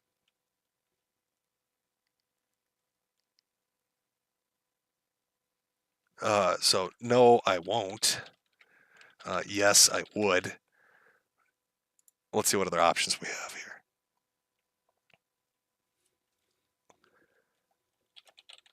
I wouldn't because I don't even know what this. I feel like you're fucking with me, but all right. I'll copy this as best I can. I don't know what MLM is. I don't know if they. I wouldn't because it's an MLM. Is that like cancer material? What is that? Okay. You know, I'm going to have to. Okay. I'm just going to have to. Well, they can't do multiple choice on this either. You're killing me here.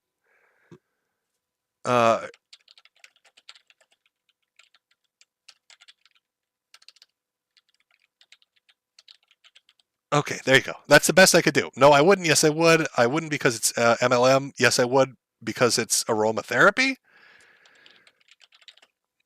So there you go. I don't think I don't know if Chad even knows what the fuck it is. I don't know what this is. But there you go. There's your marketing. There you go, Bella Donna 13. I'll leave it up there. doTERRA. I don't know. Let me Google this. The fuck is it even?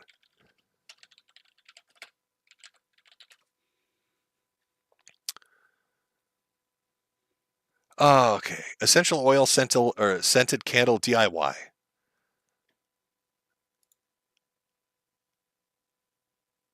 Oh, so is that what it is? It's essential oil put into a candle? Okay, well, there you go, Chad. It's essential oils put into a candle. That's what doTERRA is. Oh, MLM, multi-level marketing. Is that what it stands for? Okay, there we go. Did I catch it? Multi-level marketing. Is that... Oh, did Jim put on his thinking cap and figure that one out?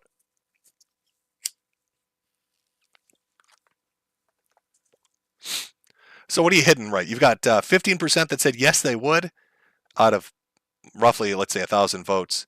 So 150 people out of 1,000, let's just say, would. You know, it's not great numbers, but there you are. I don't know if that's going to help.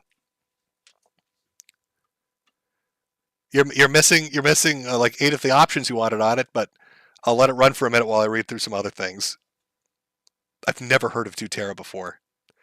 From Mr. TND, the leftists and feminists are doing all this trash and gaming because a fundamental tenet of Marxism is that they destroy everything.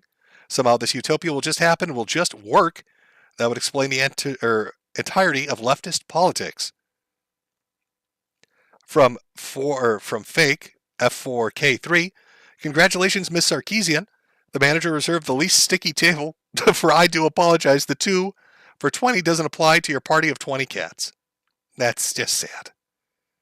That really is one of the saddest fucking pictures. I'm just going to be honest with you. From Chud Boulder, Sweet Baby Inc. goes to the Middle East. Spread the diversity. From James Stalker Child, will you take part in Porcelain's Patrick Tomlinson documentary? I wouldn't mind, but I just recently watched through a really good series talking about all of it. Like, I didn't know a ton of the stuff that happened with him, and some of it got really funny. So I don't know what kind of insight I would be able to offer. I wasn't like on the ground floor. It's not like I have any biting insight into it that most people wouldn't have. From Gold 818, it's already bad enough with the Chinese propaganda and Tencent and the Russian propaganda with Gaijin. Now our own country's video games with Sweet Baby Inc. Can we just have video games without propaganda? No. You're gonna use it and like it and enjoy it. There's nothing you can do about it. From Level 10, these consultancy companies are corporate vampires. They feed on ESG and DEI fear. I'll go buy a hat now. Yep. Well, I figure that's the gimmick. Is they ride in and then they say it's almost kind of like a little mafioso, right? You know, like, oh, hey, you know, you want our protection. Be a real shame if something bad happened. From Libby, Helldivers 2 scares the shit out of people because it needed because it's straightforward and has no LGBTQ shit in it. It's just killing bugs and cyborgs and spreading freedom and democracy across the galaxy. It beat Cock of Ball Torture 3 Modern Gay Fuck stupid on Steam with max players. Yeah, it seems to be doing really well, to be honest with you. Let's see here. Icewall, someone on 4chan claimed he was a defense contractor and claimed that AAA developers were employing defense contractors to make their games to demoralize players in an attempt to pacify them to suppress stochastic terrorism. I don't know if making people even more miserable and unhappy is going to suppress anything. How do we make sure these people don't lash out at us violently? I know.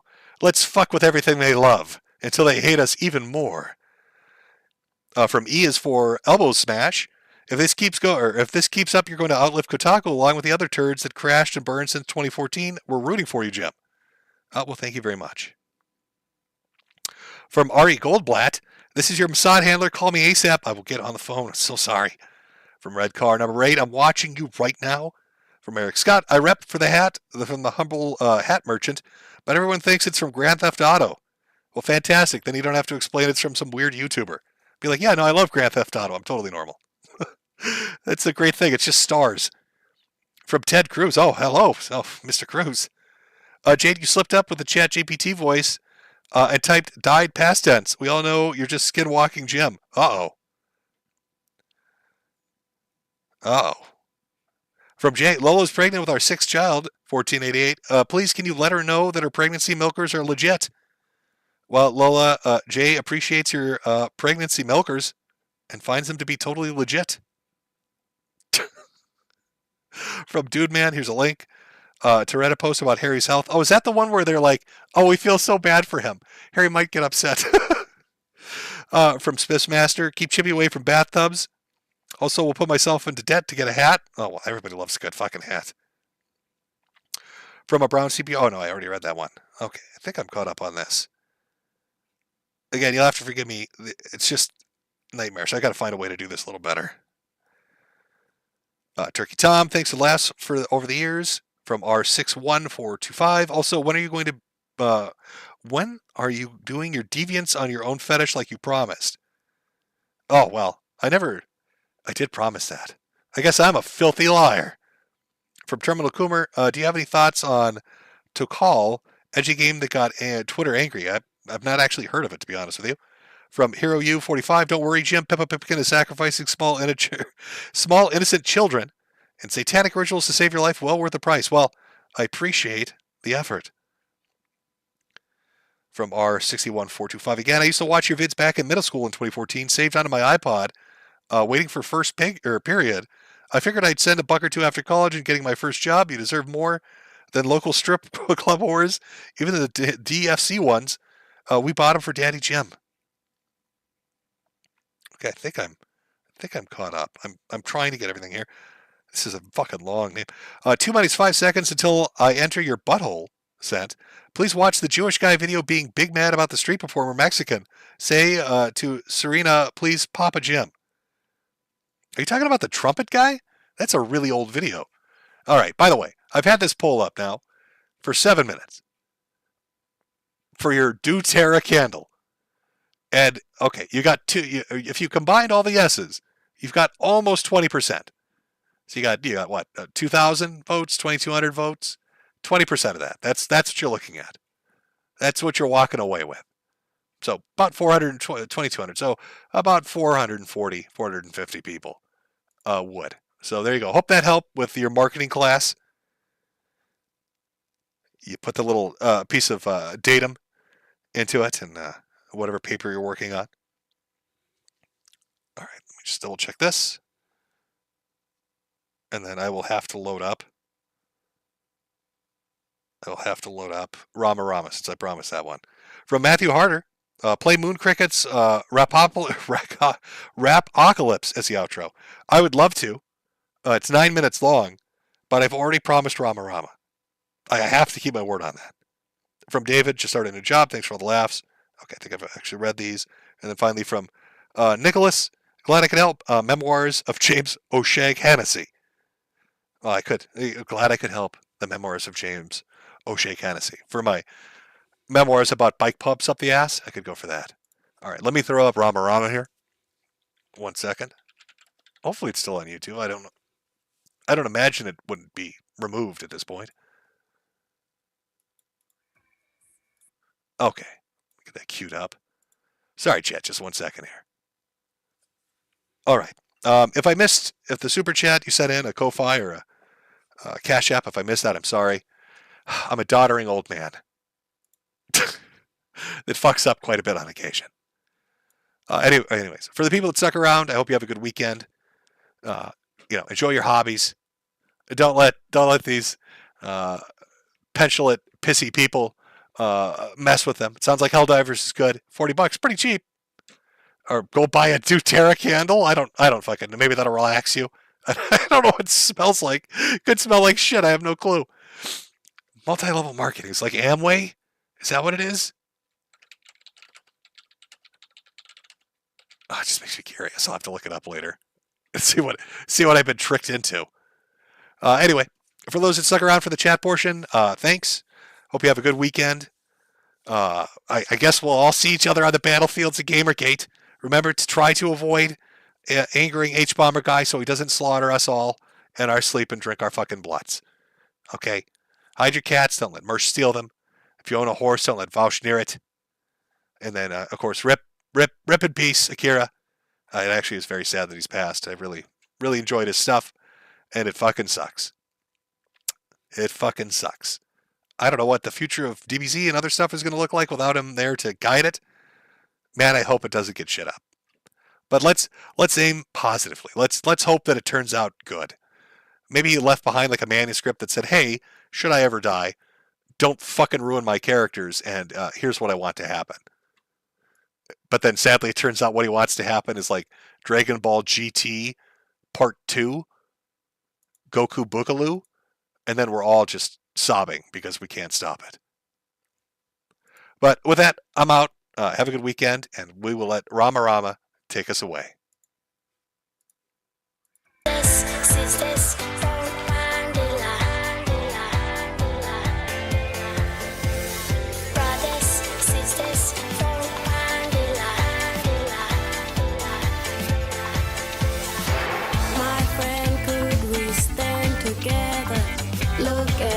We can live forever. Show me sister, show me brother, and we stay strong for one another. Come on, come on, come on, come on, yeah! Come on, come on. We could be leaders of the islands. You don't save petrol from a can. You put the petrol in the high stage. Don't be Rama Rama, messing with your brain. You say you're deadly. Do you understand? You don't save petrol from a can. You put the petrol in the car it goes. Don't be Rama Rama, slipping up your nose. Don't be Rama, don't be Rama, don't be Rama, don't be Rama, don't be Rama, don't be Rama, don't be Rama. Love your friends, protect your family. They are with you when you are lonely. Don't bandera, don't bandera. When you stop, your brains will be clear. Come on, come on, come on, come on, yeah! Come on, come on. We could be leaders of the islands. You don't save petrol from a can. You put your petrol in the high space. Don't be Rama Rama, it's messing with your brain. You say you're deadly. Do you understand? You don't save petrol from a can. You put your petrol in the car it goes. Don't be Rama Rama, slipping up your nose.